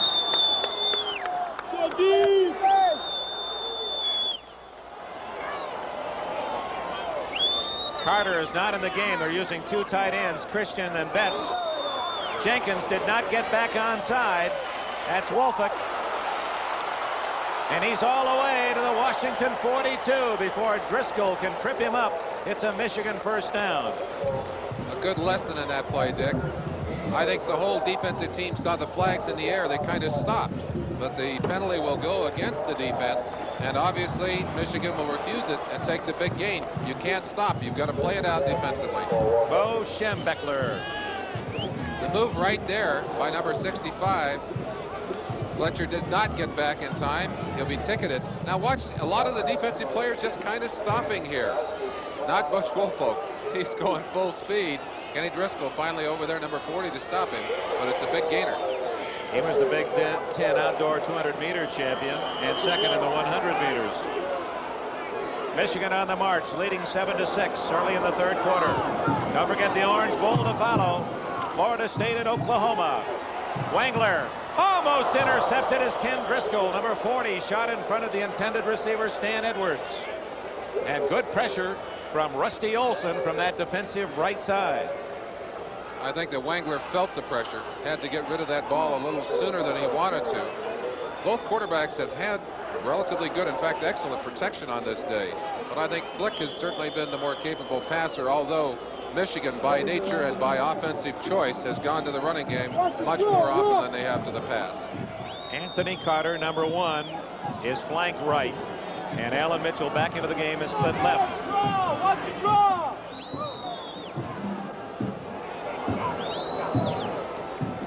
Wangler to throw.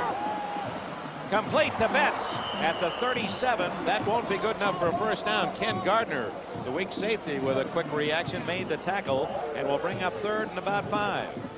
We talked about some of the differences between these teams offensively. One of the differences defensively is that Washington will jump its defensive linemen half a gap one way or the other to put them in a different position after the audible has been called.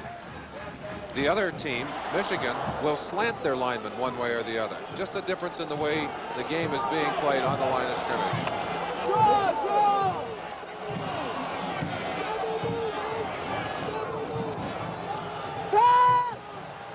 Complete to Carter. And he's to the 11-yard line. Anthony Carter.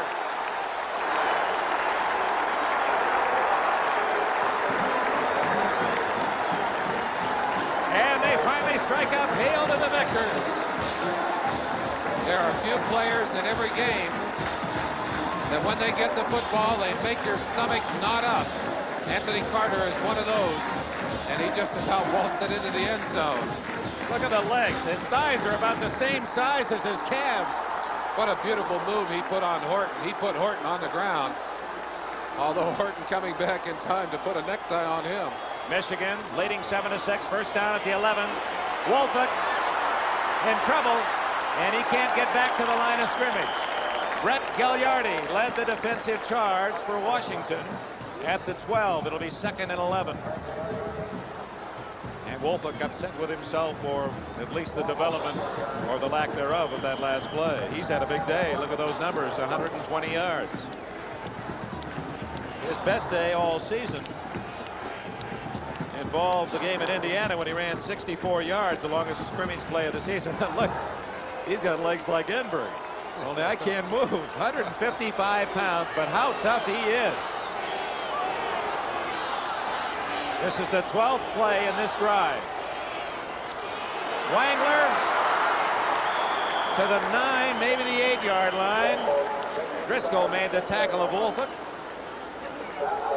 And it's 3rd and 8. Washington's defense doing a good job on that play, getting outside. They don't have quite the team speed defensively that a lot of teams have, but they have played highly emotional football here today. They'd like to keep Michigan out of the end zone, hold them to 3 points, or preferably take it away from them and give them nothing here. Carter to the top of your screen. 2 tight ends. Wangler looking for Carter. Wide open. Craig Dunaway could not pull it in. Ever so close to a touchdown. Wangler dropping it into Dunaway, and he couldn't wrestle it away. One of the Michigan coaches indicated that their tight ends are primarily blockers and not pass receivers, although we have seen Betts catch a couple of passes today. That's one that could have been caught. I'm sure Dunaway will dream about that for many weeks and months to come. Haji Sheikh, Ali Haji Sheikh, from 25 yards away. It's good. And the sophomore, his father attended the University of Michigan and is now an instructor in mechanical engineering down at the University of Texas at Arlington. And I'm sure he's watching, cheering his son, who has given Michigan a 4-point lead. 8:48 left in the 3rd quarter. Michigan by 4. The value of a backup quarterback, Rich Hewlett here. Watch him take a bad snap and get it down in time.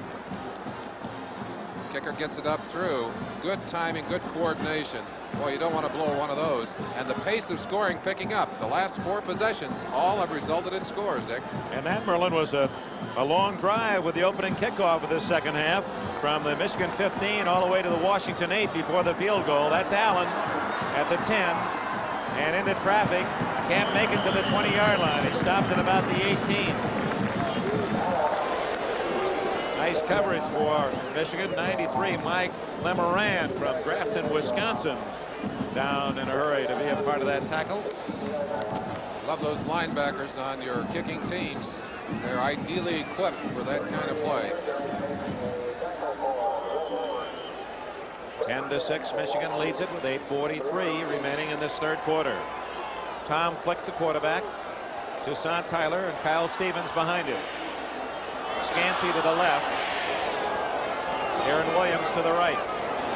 Flick complete to Tyler, and the big fullback has run out of bounds at the 27, close to a first down. Brian Carpenter, the tackler. Some good, smart play calling on the part of the Washington Huskies. Bob Stoll, their offensive coordinator, they've repeatedly taken advantage of the outside areas of Michigan's defense. You see one of the Michigan coaches exhorting his troops. They want a few more points on that board. Certainly nothing safe in the way of a lead. One touchdown would put Washington back on top. 2nd and 1. And Flick to Stevens.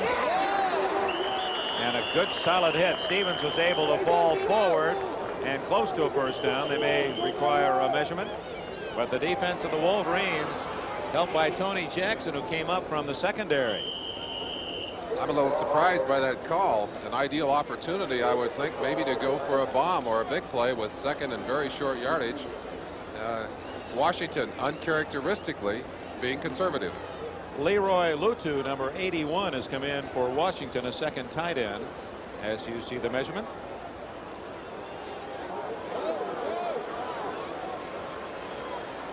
Just enough. We actually had 3 tight ends in there, Dick.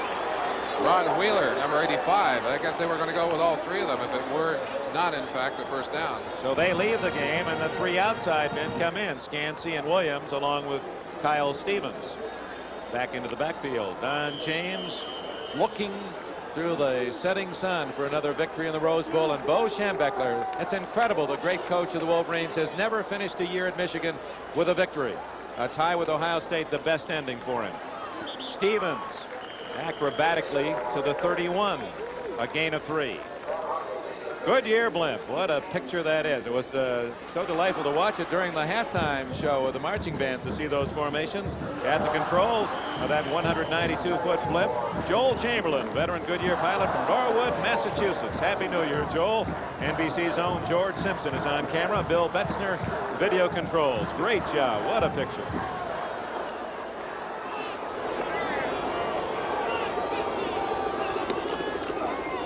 On 2nd and 7, it's Flick over the middle, complete to Scansey. First down at the 50-yard line. 19 yards to Scansey. Scansey starting in motion and then darting quickly into the secondary, getting a running start on the defender that was trying to come with him. And Flick, as he has been all day, right on target. And his backs really picking up the Michigan blitzes, aren't they? They're consistently picking off the linebackers. Scansey was the most valuable player in the Sun Bowl last year when Washington beat Texas. Down the middle to Williams. Williams should have caught the ball, and then it was almost deflected to Tony Jackson. Williams had caught a couple of passes earlier in the game. As we said, he's the favorite deep receiver of Tom Flick. Flick flicked that one right into his fingers. The ball bounced loose. That's certainly one of the easier balls to catch that we have seen all day. I'm sure Williams will dream about that one. Flick, there are his statistics today. He's had a good day, 1 interception. His team trails Michigan 10-6. Stevens, just no room to run, gets to the Michigan 49. Paul Gergash, along with number 53 Mel Owens on the tackle. It'll be 3rd down and 8 for the Huskies of Washington.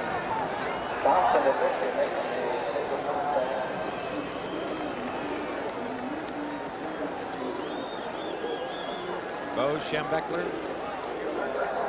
Boy, it's been rough for him in Pasadena. You'll recall his first trip here 11 years ago, the 1970 game. Suffered the heart attack. 2 years ago, he lost a game on the phantom touchdown by Charles White of USC. He's come up empty, 0 for 5. Again, they picked up the blitz. Scansey, and it's broken up by Brian Carpenter. Number 9, Carpenter, denied. The same action that Scansey had started before. started in toward the quarterback, cut into the secondary, but instead of continuing on across, you'll see him yourself. Now he darts into the secondary. Instead of coming to his left, cuts to his right.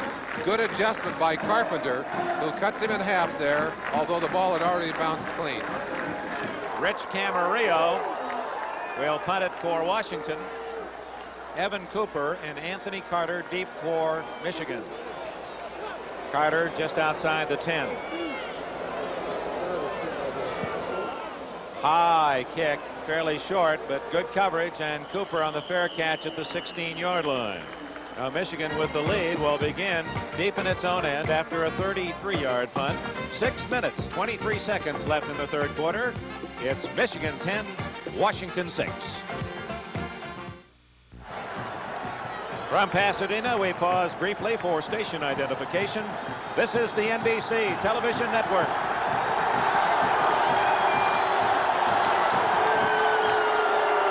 Michigan operating in front of its own fans, and they've set up a roar to try to encourage the Wolverines from their 16.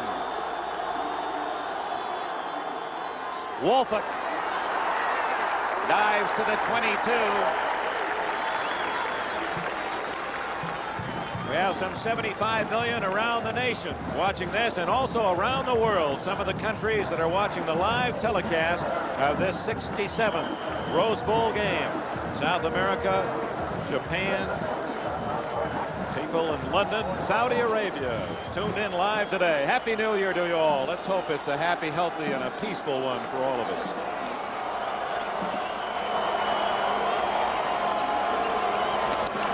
Edwards dumped at the 24. Mark Giroux and Ken Driscoll are the tacklers. It's 3rd and 2. Dick, in keeping with that long list of countries who have joined us for this telecast, interesting, I think, to observe that this is more than a football game. This is really an event, a spectacle. It transcends the interest even of football with the beautiful parade this morning and all of the excitement, the color, the pageantry. A very special opportunity for all of us here to be a part of a great occasion. Amen. 3rd and 2. Play action. Wide open is Christian, and he has a first down.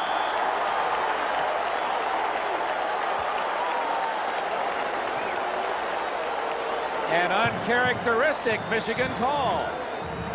Well, they're gambling, and the gamble pays off. Wangler is on the throw.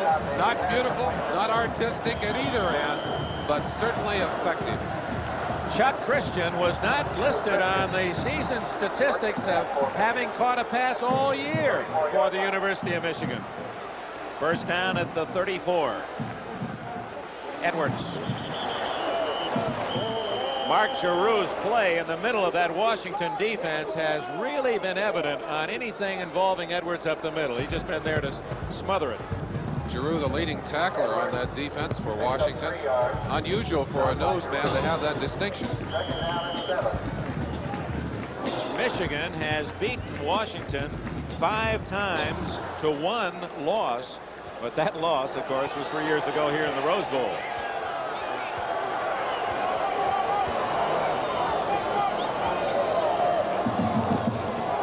Wangler, good protection.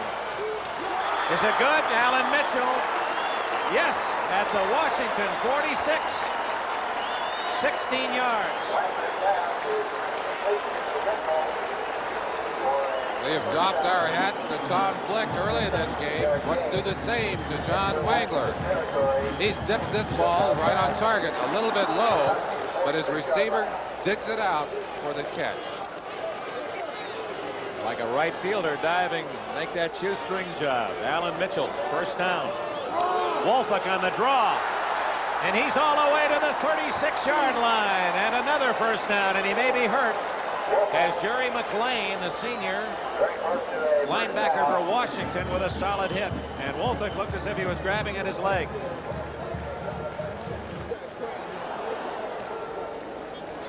Chance to see it for yourself here. Wolfak doing a good job of popping it to the outside, reading the defense so well as a runner, and getting down. He may have a cramp. We'd certainly hope it's nothing serious. Michigan has another outstanding running back, Larry Ricks, who could replace him. We'll be back. We'll check on the condition of Woolfolk. 3:40 remaining, third quarter. Michigan 10, Husky 6. 3:40 left in the third quarter. Let's check how Butch Woolfolk was injured on that last carry. Watch his knee at the end of this run as he is bent over and tackled. Would appear that he is in fact injured, that it was not a cramp. Watch the knee. Bent right back just at the point of impact there. He's been helped off the field. He's been replaced by number 46, Larry Ricks, and Ricks gets the call immediately, and he is drawing a crowd of purple. Rusty Olson and Fletcher Jenkins made the tackle. Larry Ricks is from Barberton, Ohio. That's the same hometown as his coach, Bo Schembechler, and the same high school that produced the All-American Billy Taylor from Michigan. He played in the 70 and 72 Rose Bowls. Ricks has had an outstanding year. 829 yards rushing, a 5.1 yard average, 5'10", 200 pounds. So not much difference statistically between Woolfolk and Ricks.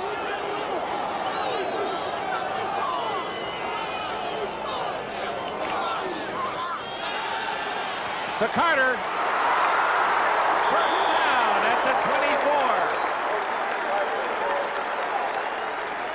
Steve Polk, number 49, and Anthony Carter exchanging pleasantries after the play.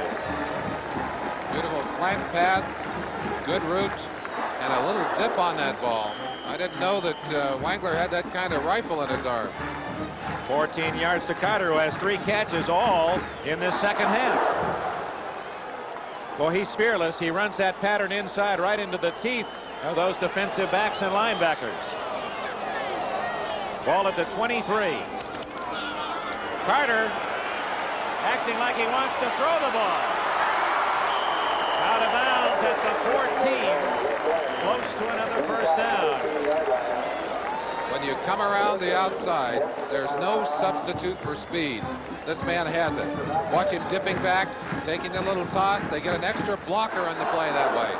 Number 46, Ricks, out in front, but most of it is just made on the pure speed of number 1, Anthony Carter. Butch Woolfolk, as they work on that right knee. This 40 yards. The mascot of the University of Washington, and he's hoping in that spirit that he can get those defensive players to stop Michigan. It's 10-6 Wolverines, and they're on the march again. Wangler wants to throw, going to run. Out of bounds at the 9-yard line.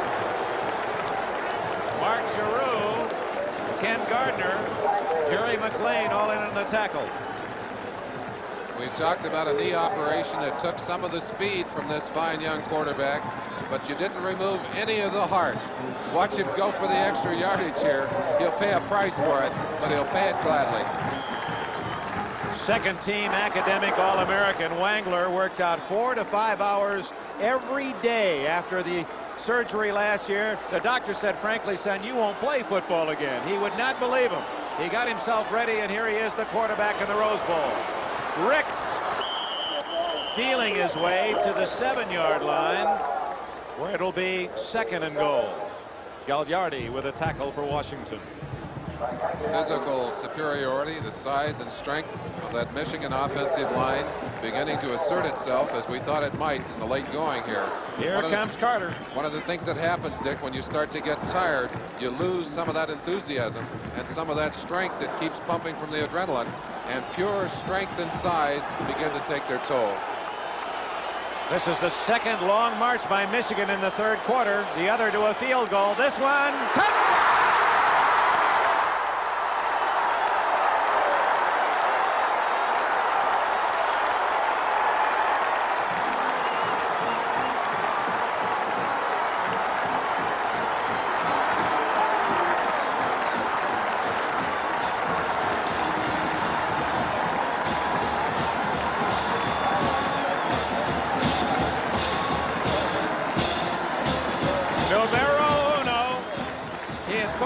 Touchdown passes in 2 years than anyone in Michigan history. Anthony Carter, and now the Wolverines have opened a 16-6 lead, and the try for a point by Haji Sheikh.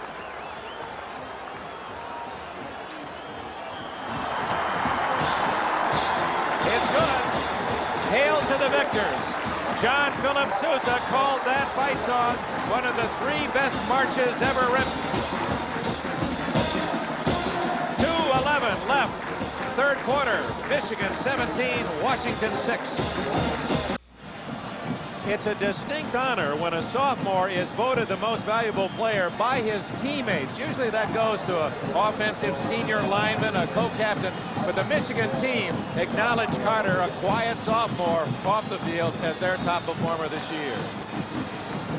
And now Carter's touchdown from Wangler makes it 17-6. The kickoff by Haji Sheikh, directed at Anthony Allen. And he runs rather gingerly out to the 22-yard line. We talked about Schembechler and the plays being called. You see a huddle there between several of them. Schembechler finally said, hey, I'm going to call this play myself. Looked like he just made the call. He said, throw the ball to number 1. Now let's watch the play. We talked about Carter as being the most exciting player on the field. That's the reason why. No move really here, just speed and driving to the open area, and a perfect toss by Wangler. Dick, the last 3 possessions by Michigan, drives of 80 yards for a touchdown, 83 for a field goal, and 83 for a touchdown. Now they're starting to dominate the play. David Bale, the tight end, hit hard at the 26-yard line by Brian Carpenter, the junior from Flint, doing a solid job all day. They're a 4-minute drive, and in this third quarter especially, Michigan 10.5 minutes with the ball. Washington 2.5 minutes. 25 plays to 7. The big difference in this game, the second half, Michigan taking advantage of that domination. In the first half, when Washington was dominated, they weren't getting the points, or when Washington was dominating, they were not getting the points on the board. Kyle Stevens into a Michigan stone wall, and the biggest brick was Mike Turgovac, number 77. He was all Big Ten as a junior, and again all Big Ten this year. Bo Schembechler. What would it mean to win that last game? Merlin, can you help us to identify with his feelings? Well, I know this, that when you lose that last game, especially a big game, a bowl game, one that you aimed at and pointed for, that stays in your throat, and everybody reminds you of that. Whoa, what a catch. And Marion Body, what a play, short of the first down. David Bale is stopped. But as I was saying, Coach Schembechler will remember the game in the last series, the last plays of this game. I'm sure will stick with him no matter what the outcome. He'd like it to be pleasant. We're in the final minute of the third quarter. Michigan fans cheering their defense. Rich Camarillo, the punter for Washington. And back is Anthony Carter at the Michigan 30. With him is Evan Cooper.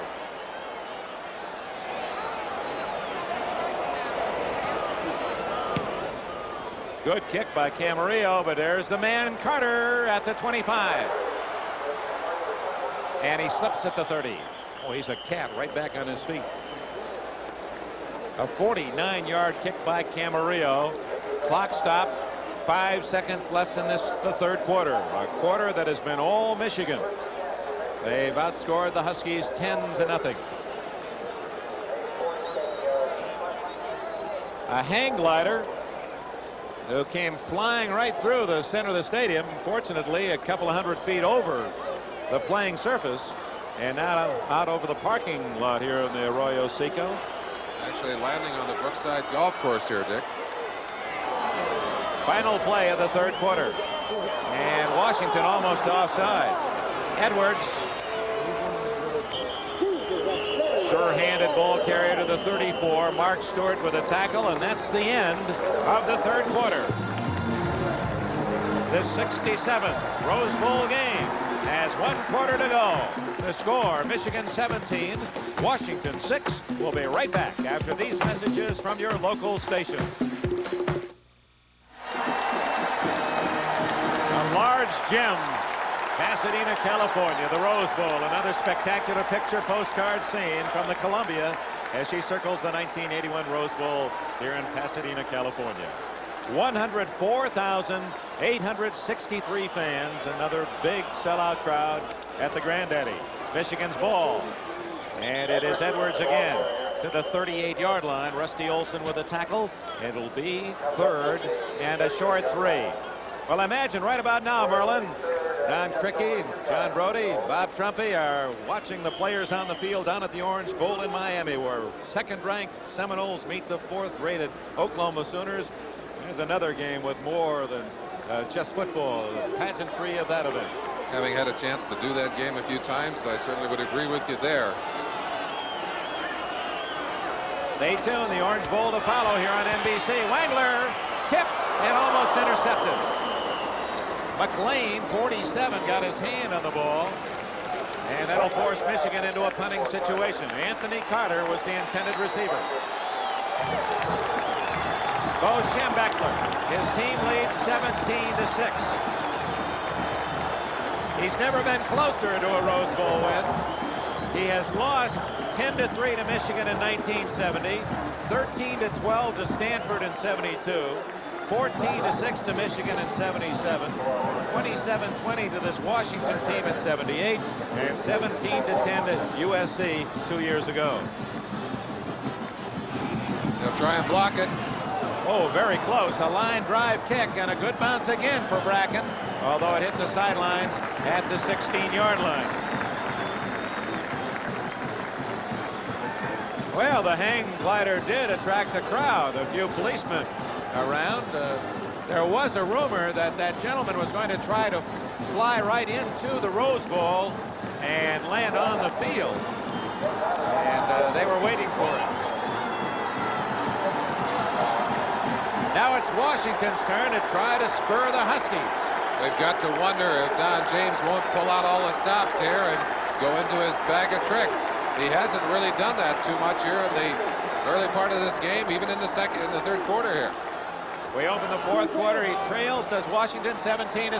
Flick pumping and going long to Williams. That's going to be intercepted. Bostock.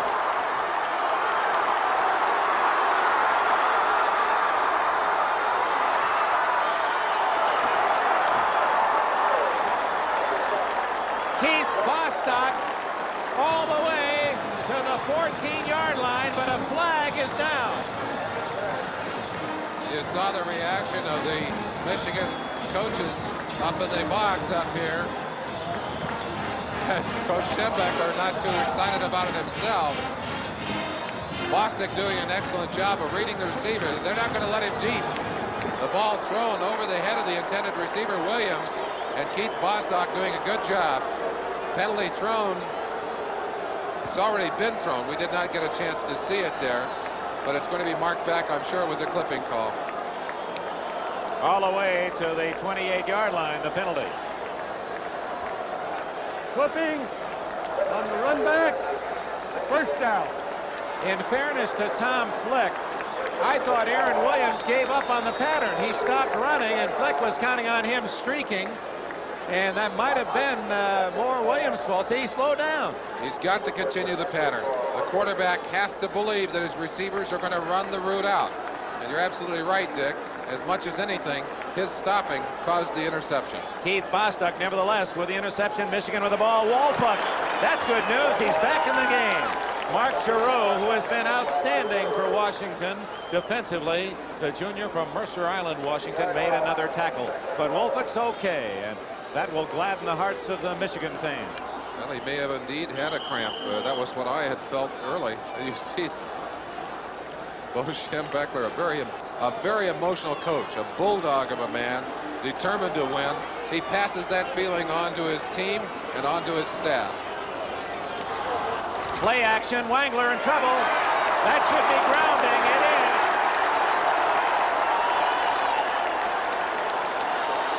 Now the Washington fans cheer. Gagliardi made the play, intentionally grounding against Wangler. That will be marked off from the spot of the grounding, too. That's a costly penalty. So Michigan in a reverse action after the interception by Bostock. Deliberately grounding the ball. Loss of down. Not only penalty from the spot of the foul, but loss of down. Wangler obviously, given a chance again, would not throw that late pass. Didn't have a chance. Now it's at the 10-yard line, 3rd down, and about 27-28. Up the middle, Wolflick breaking tackle.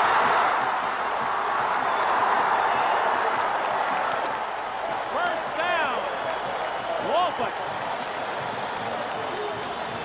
35 yards.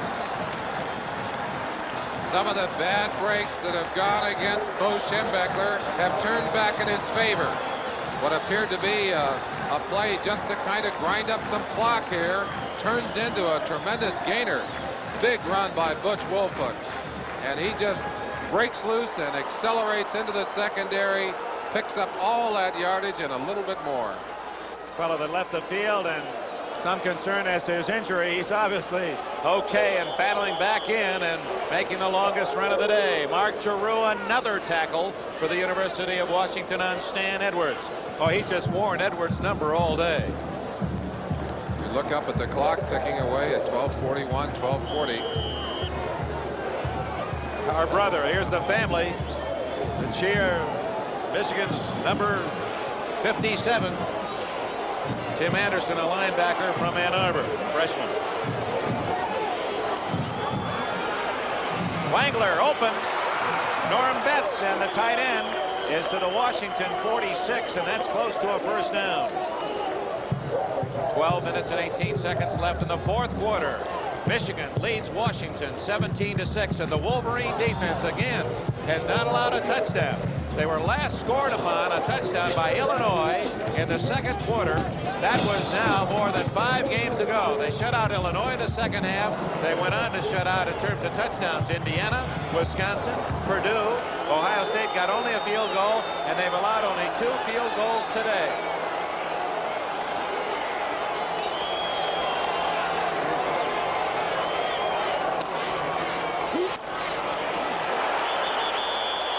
Close, and I don't believe he made the first down as Ray Kadich, number 61, a sophomore who moves into the line in short yardage as a 4-man defensive front, and he stopped Ricks cold.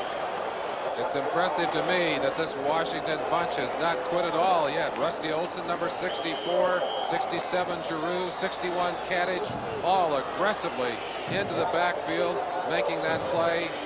Michigan has to kick it away. Loss of a yard on 4th and 2. Bracken to punt.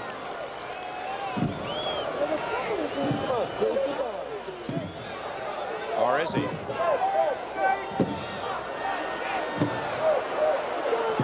Well, they're trying to draw him off sides. Look at that, 68. They're going to draw the penalty for too much time, Miley. Well, but with a lead of 17-6, they chewed up some extra time, and with Bracken's foot, he doesn't mind the 5 yards. What they did, Dick, they normally go from a 2-point position on the punt, and they drop down to a 3-point stance, hoping to draw the Washington Huskies offside. It did not work, and I guess they just figured to take the time and take their penalty.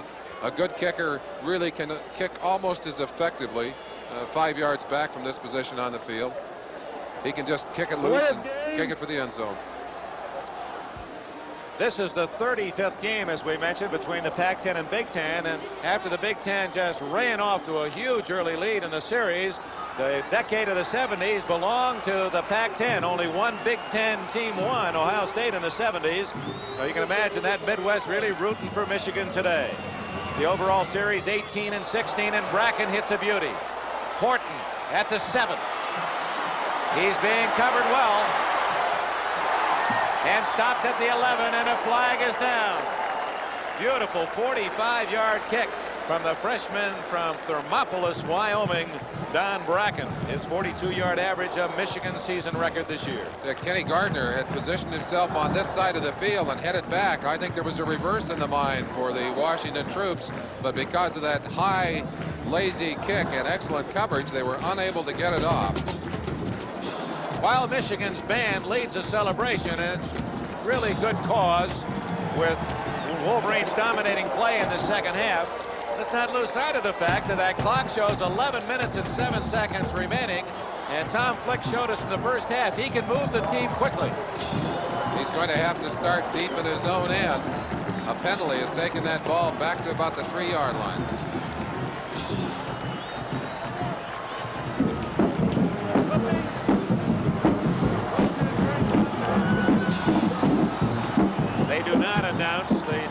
of the athletes committing the fouls in collegiate football. Timeout. Washington from its own 3-yard line will start with 11 minutes and 7 seconds remaining in this Rose Bowl game. Literally millions of those decorating the parade route in that glorious affair this morning here in Pasadena. And now it's Michigan who wants to smell the fragrance. They've got Washington back at their own 3-yard line. Wolverines lead 17-6. And they surround the ball at the 4-yard line. Kyle Stevens, very little room to run. I tell you, those Wolverines are getting tough. I think they sense a victory in their grasp. 10:51, 10:50. They can pin Washington here, get the ball back, and eat some more of the clock with their running game. They can make it awfully tough on Don James and his Huskies. And we'll keep our eyes on that clock. 10:39, 10:38, 10:37 left, fourth quarter. Sun setting behind the mountains. Lights are on at the Rose Bowl. Nybar, one of the tight ends in motion. It's Tyler. Tyler to the 22-yard line and a first down. Toussaint Tyler. 19-yard gallop. Let's see if Flick takes to the air. Jackson and Bodie made the tackle in the Michigan defense. Well, they needed a little room to operate. They now have that. Extra defensive back heading into the secondary for the Wolverines. They're expecting the pass here.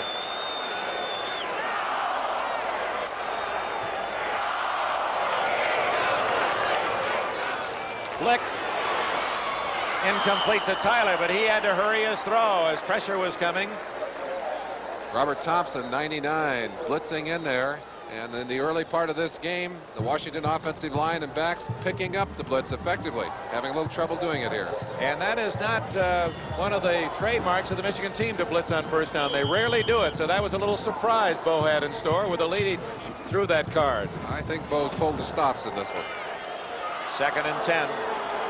5 defensive backs in for Michigan. Jeff Reeves, number 43, joining the other 4. Flick. Good protection. Scansey, no good. He trapped the ball.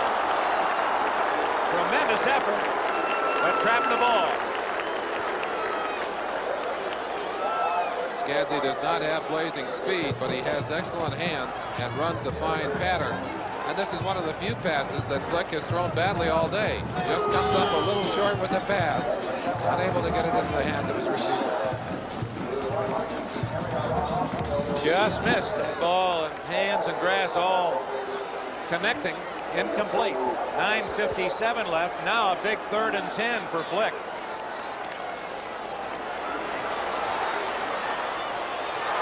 Almost intercepted. Broken up by Paul Gergish, the sophomore from Lakewood, Ohio. So, Michigan's defense gets a standing ovation.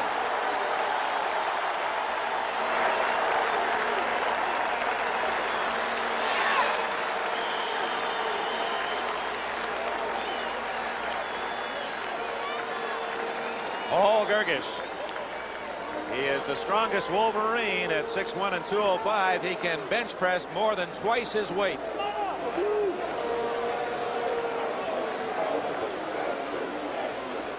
Carter is deep at the Michigan 40. It's returnable or not? No, late fair catch at the 38-yard line. Michigan's ball. The Wolverines now would like nothing more than a long, sustained, time-consuming drive. 9:45 left. Michigan 17, Washington 6. Stay tuned for that Orange Bowl Classic, and for all of us at NBC Sports, so many of our friends starting the new year, and tonight, especially on the West Coast, Marie, that lovely young Osmond, and her marvelous show.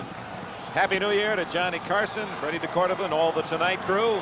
Ed McMahon, our good friend. You bet.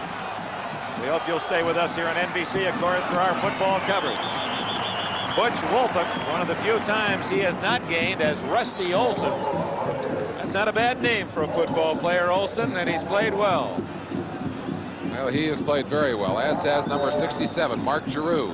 Very quickly around George Lilja, throws him to the ground, puts himself back in line to get some popping.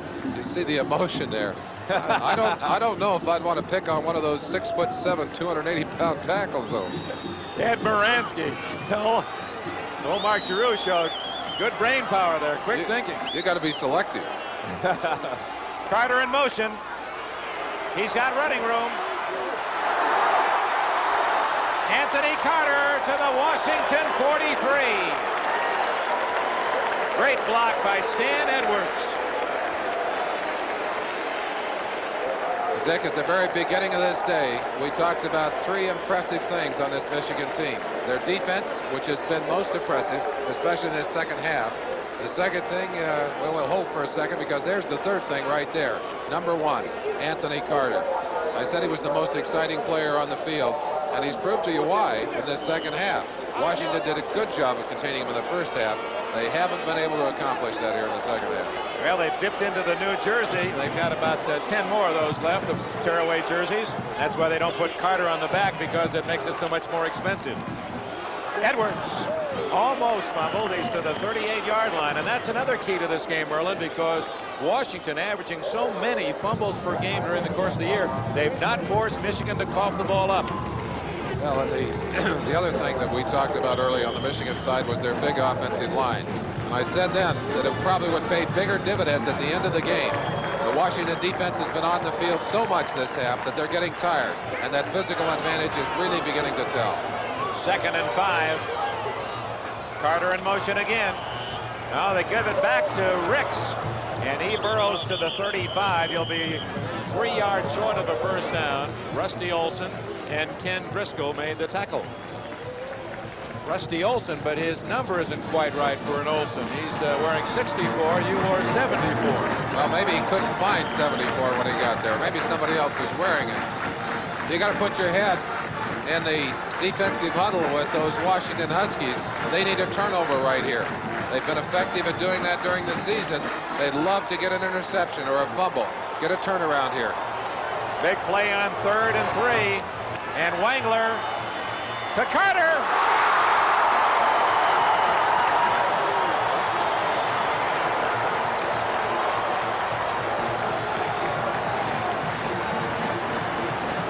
Anthony Carter literally shut out in the first half. He has owned the second half. Well, there's a great saying, class will tell. And the class of this man, Anthony Carter, has certainly emerged here in the second half. He goes up to catch the ball, takes a real shot right there from Ray Horton, and he's not going to give it back to anybody. And a fine pass from John Wangler. Wangler doing a superb job of throwing here in the second half. Boy, great run of replays. Larry Cirillo, our producer, Eric Coyle, the director, Butch Wolfen to the 15-yard line. Our executive producer, Don Ohlmeyer. Well, we're pleased to have had the opportunity to call another Rose Bowl classic. Anthony Carter, Merlin, second half after being shut out in the first half. 5 catches, 68 yards, a touchdown, plus a couple of long runs. And what he did, even though he didn't catch the ball in the first half, who knows how many men he tied up covering him, so that left other people open. That's been the pattern in many games for Michigan this year. He's been as much a decoy, an effective decoy, as he has been performer. First down at the Washington 16. Wolfick to the 10, and that power of the Michigan line just shoving Washington back. 6:30 left. And Don James running out of time. He can ill afford for Michigan to score a touchdown here. A field goal would make it 20-6 and keep Washington within 2 touchdowns. But a touchdown would make it almost impossible. Just watching that Michigan offensive line, I can tell you this, they didn't earn all those Big Ten honors just by being big. They're playing excellent football. Ball at the 9-yard line. It's 3rd and 2. Very important play again.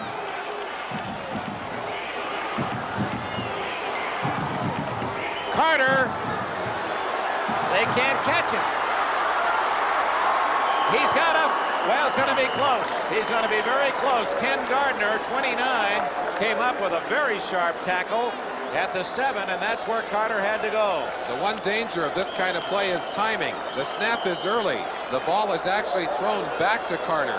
He actually has to go 2 or 3 yards to catch up to the point that the snap should have been made. He's late getting there, but his speed still allows him to get very close to the first down. It is not a first down by inches. What do you do? You take a timeout. Bo is signaling on the sideline. Timeout. Bo Schembechler, a product of that fine football. There's his assistant coaches. Barberton, Ohio is Bo's hometown. Interestingly, Don James grew up in Massillon. They're the same age, 48. They're only 25 miles apart. They can't quite figure out whether or not they ever played against each other in high school. They both coached, of course, in the Mid-American Conference. Kent State for Don James, Miami of Ohio for Bo Schembechler, and now they meet again in the Rose Bowl for the second time. Their paths have crossed so many times. In fact, James was once an assistant coach at Michigan. Timeout, 5:38 left.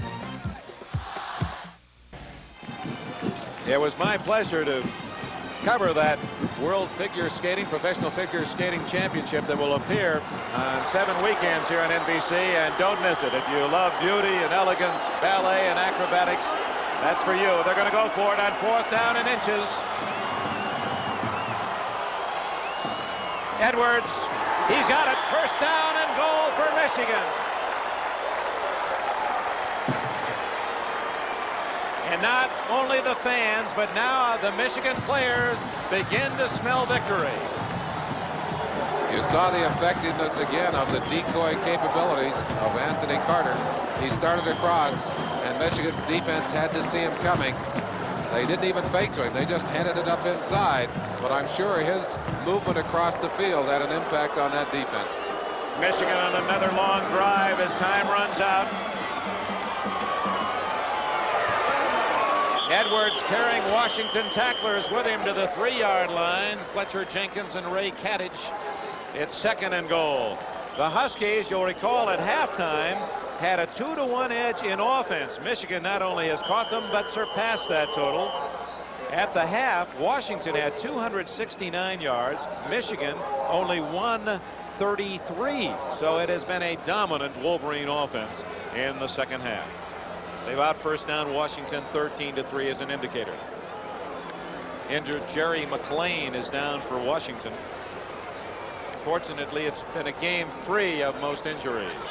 Dick, we ought to pass a couple of bouquets along to a couple of Bo's coaches. Gary Moeller, offensive coordinator, and Bill McCartney, the defensive coordinator.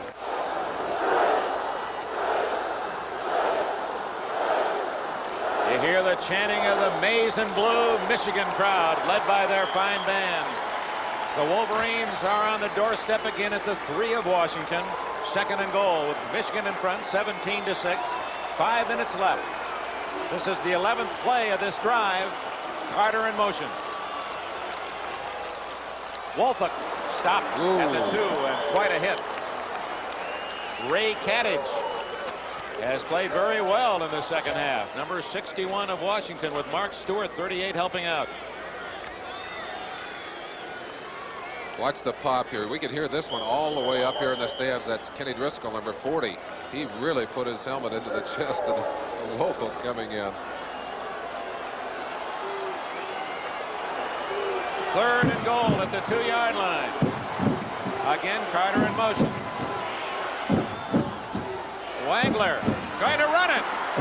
Didn't make it, but close. He stopped at the 1-yard line by Kadich.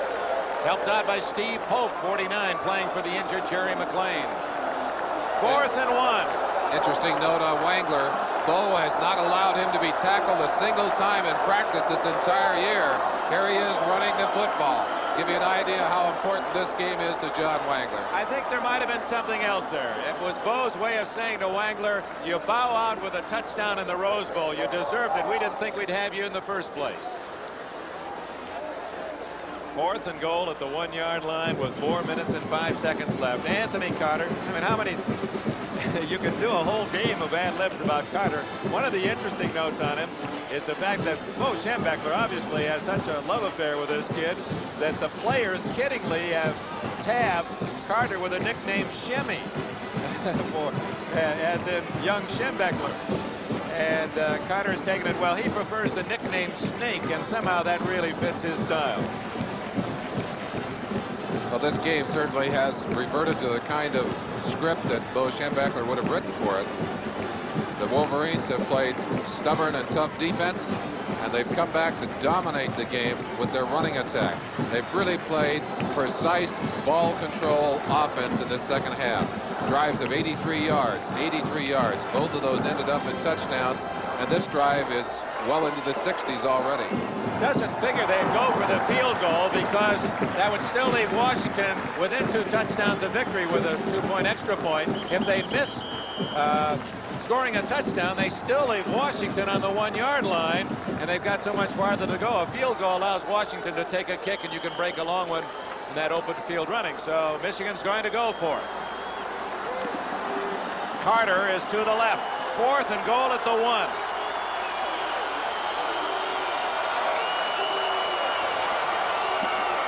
Ups offside, but Wangler really did move back and drew the team offside.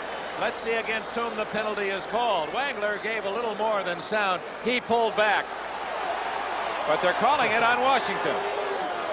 A very emotional response from Anthony Carter, and I'm sure they were counting on the fact that the Washington Huskies were going to be dug in, that they were going to be trembling.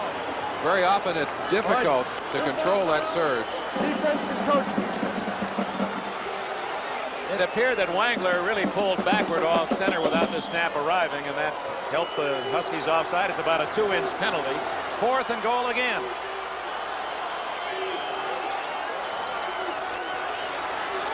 Edwards, touchdown. And that should seal it up. Stan Edwards.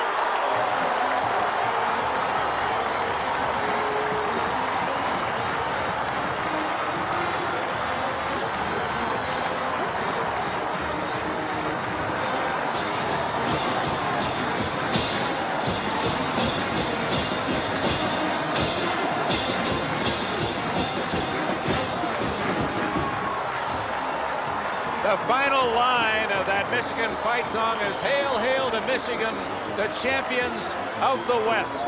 And finally, for Bo Schembechler in the West, he's found that victory. Well, not only for Bo, but all of his players have suffered through with him, and they've been asked the question, what is wrong with Michigan? Why can't you win the big ones in the final games, in the Rose Bowl and the Orange Bowl? They won't have to answer that question this year, Dick. Haji Sheikh hooks it wide, no good, but it matters not with 4:02 left. Michigan has a 23-6 lead, and Don James needs not one, but a basket full of miracles to come back in so short a time.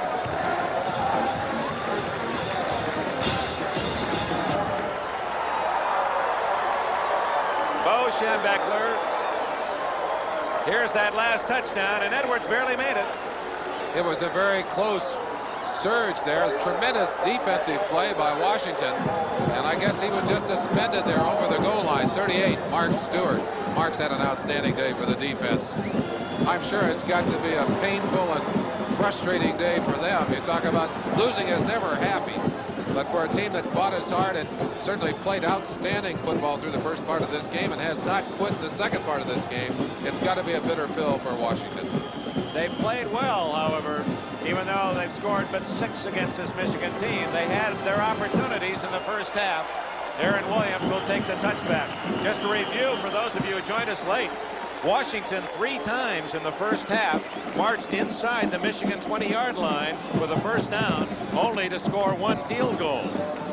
And that well could be the difference. And I'm sure the fans in the great Northwest could bemoan their fate. They'd say, hey, early in the game on 4th and 1, one official signaled touchdown, and it wasn't ruled a touchdown. The other official said he was stopped short. The same play just occurred at the other end, and Edwards just made it in. There's a 14-point swing there, and of course the debate will go on through the winter. First down at the 20 with 4:02 left. Tom Fleck. Complete. Anthony Allen out to the 43-yard line. Michigan, of course, playing a safe, loose pass defense. While you've seen the happiness on the Michigan sidelines, for the Huskies, they know a long day is about to come to an end. Well, it's not over yet. They've still got a chance to maybe put another touchdown, maybe even two if they can get an onside kick. Flick has really been an effective passer today, although his passing has been limited. His opportunities have been limited by the Michigan defense here in the second half. Kyle Stevens in motion.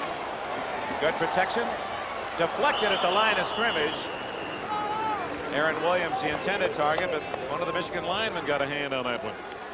One of the things I noticed about Flick in his passing drills, he tends to throw the ball a bit low at times. Get a chance to get your hands up on it. That's what happened on that particular play. To Bill Nicholas and all the people that have helped us on the Rose Bowl committee, and for all of the outstanding officials of the Tournament of Roses, our thanks from NBC Sports for your warm cooperation and friendship. It's been another delightful day for us. Flick throwing, he's got a man open.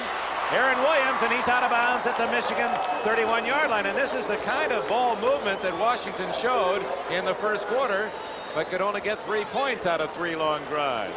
Tony Jackson made the tackle. That's the first catch for Williams. It goes 27 yards. Good little move to freeze the defensive backs, although they're being told right now, don't let anyone behind you.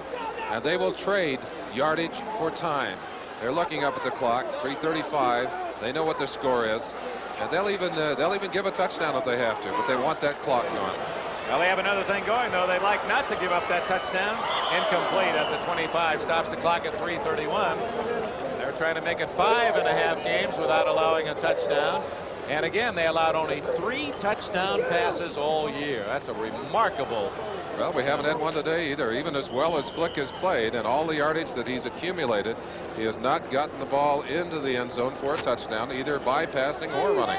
We've had so much help in the booth today, and we'll acknowledge it later. Here's a statistic. Michigan has not allowed a touchdown in 330 minutes and 6 seconds. Okay. The toss to Bale, and he falls at the 26, short yardage. Washington does not need that kind of yardage. Clock is running. Robert Thompson, 99, is still in the backfield of Washington. Third down, about 6 yards to go. Clock is running. 3:08, 3:07. Flick has thrown the ball, Merlin, 38 times, completed 22. Less than 3 minutes left.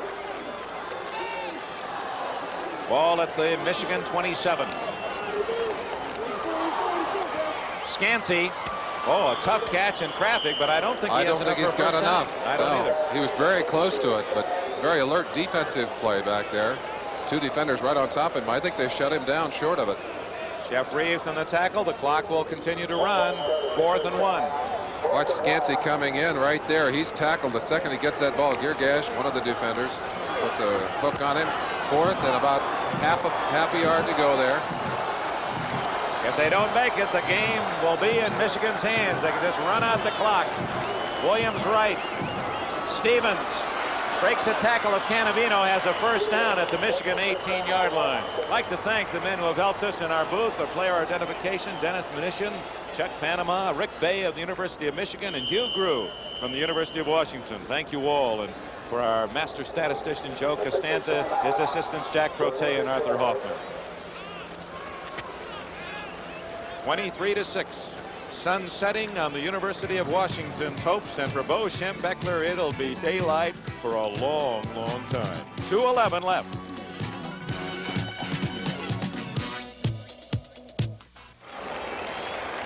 Dick Enberg with Merlin Olsen at the famed Rose Bowl in Pasadena. Kyle Stevens, who carried for the first down, helped off the field, a senior from San Jose, California, playing in his final collegiate game for the University of Washington.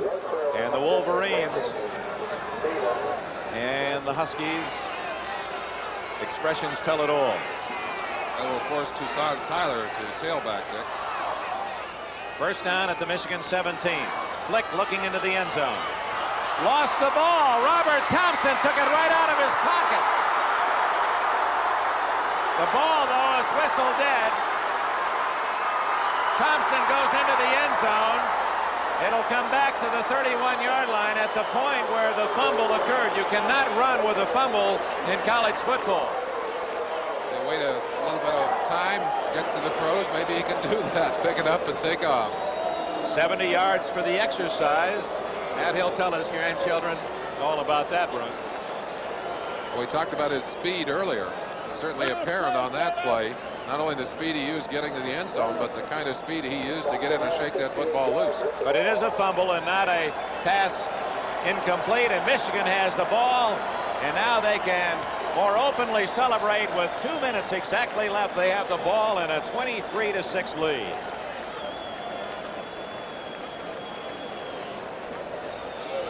The Toyota outstanding players of today's Rose Bowl game are, for the University of Michigan, Butch Wolthick, and for the University of Washington, Mark Giroux. Each outstanding player will receive a special Toyota trophy in honor of his achievements in today's game. In addition, Toyota donates $1,000 to the General Scholarship Fund of both the University of Washington and the University of Michigan for participation in today's game. Congratulations, Butch Wolthick, Mark Giroux, and Wolthick has also officially been named the player of this game. He'll go down in the record books as the MVP of the 1981 Rose Bowl. Gained 182 yards. That's his counterpart, Stan Edwards. You know what? Of all of the introductions before the game today, and some of the folks missed them, weren't you impressed by Stanley Edwards? He basically said, if we could paraphrase, I want to thank everyone in my home city of Detroit to help me get as far along in life as I have. And he said, you're beautiful. He said it so well and in such rich sensitivity that you had to admire the quality of the man to thank back. It's Edwards again running out the clock. 1:23 left. And Washington exercises a timeout, or is that for the first down? It's for the first down. Edwards in his final game at the University of Michigan. He was the starter, as we said, as a freshman when Washington defeated this Michigan team. He gained 74 yards that day. A lot of good football during this day, Dick. An awful lot of good football. And more to come. More than the score would indicate. It was an entertaining game. Two outstanding teams and both obviously well coached. We're down to the 1 minute mark. Timeout has been called by the University of Michigan. 58 seconds left. 23-6. Michigan leads Washington here in the Rose Bowl. They're getting ready in the Orange Bowl. For a report, let's go to Don Criqui in Miami.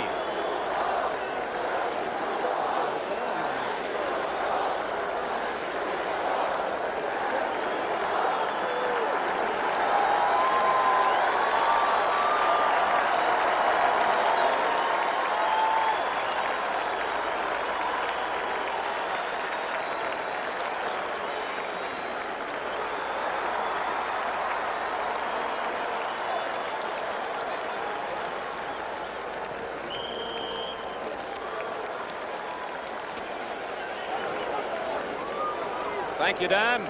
Back at the Rose Bowl, new quarterback for the University of Michigan, Steve Smith.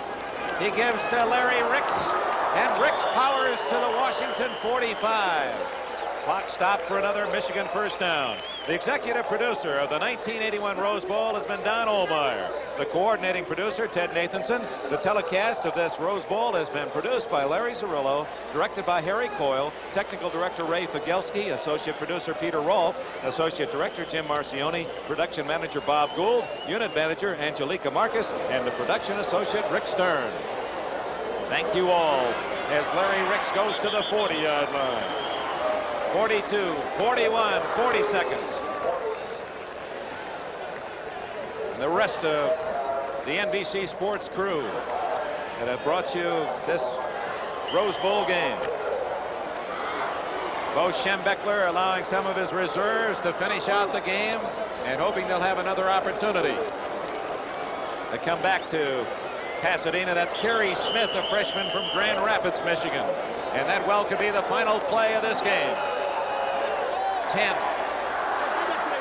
as the crowd picks up the count.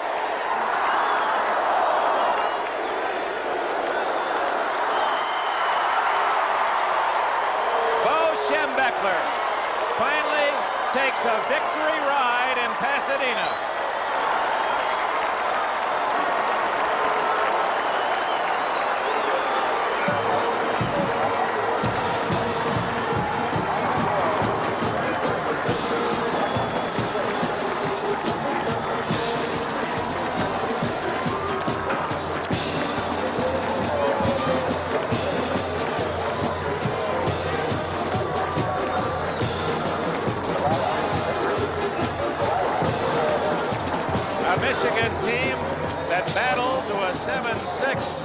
first half lead, although outgained 2-1 by the University of Washington. And the Wolverines, showing their superiority, dominated the game offensively with their strong ground attack in the second half to beat the University of Washington 23-6.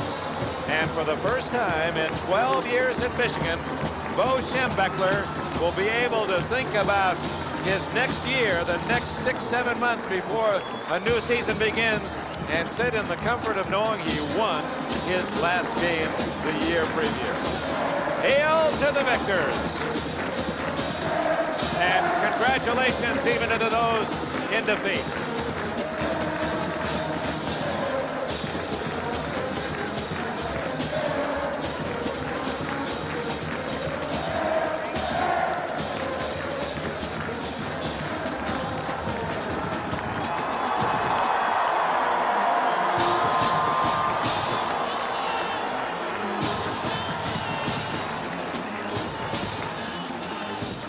You know, the beauty of this game, you talk to the players and the coaches beforehand, and to the man they say, this is the realization of a long-standing dream from the time that these players are kids. They watch the Rose Bowl and they say, someday maybe I can play in this big game. And now they've accomplished that. Some are winners and some are losers on the scoreboard, but the dream has been fulfilled. But for this man, he didn't want to wait another turn. There was no jinx. He said we just happened to lose 5 games between 1 and 7 points. And you just had a feeling from Schembechler, the way his attitude changed. There was a different man that came to Pasadena, that he was going to come here differently, and he was going to go home with a different feeling.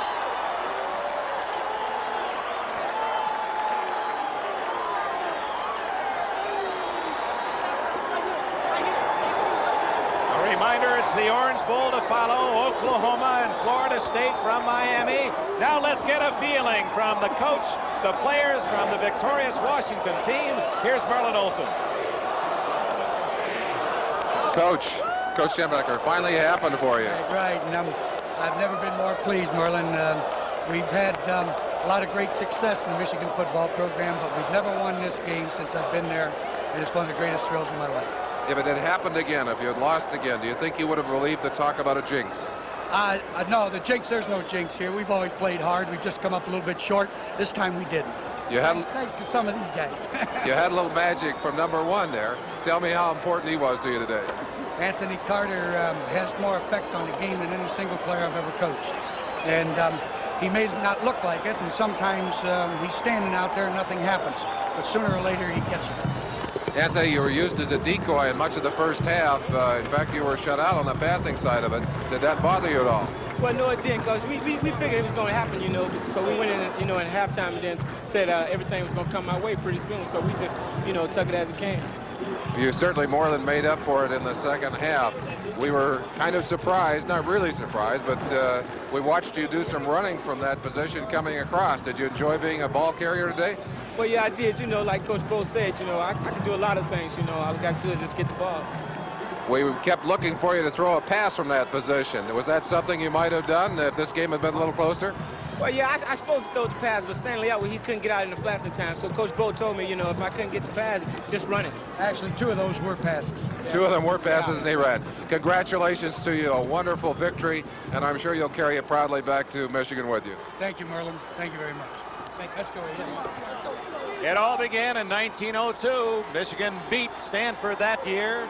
The first broadcast on NBC radio was in 1927. You saw the first coast-to-coast telecast of a football game on NBC in 1952 and the first color telecast in 62. The glorious tradition continues. In the 67th game, the 92nd Festival of the Tournament of Roses, the University of Michigan defeats a fine University of Washington team 23-6. For Merlin Olsen, this is Dick Enberg again. Happy New Year, everybody, and stay tuned for more exciting college football action.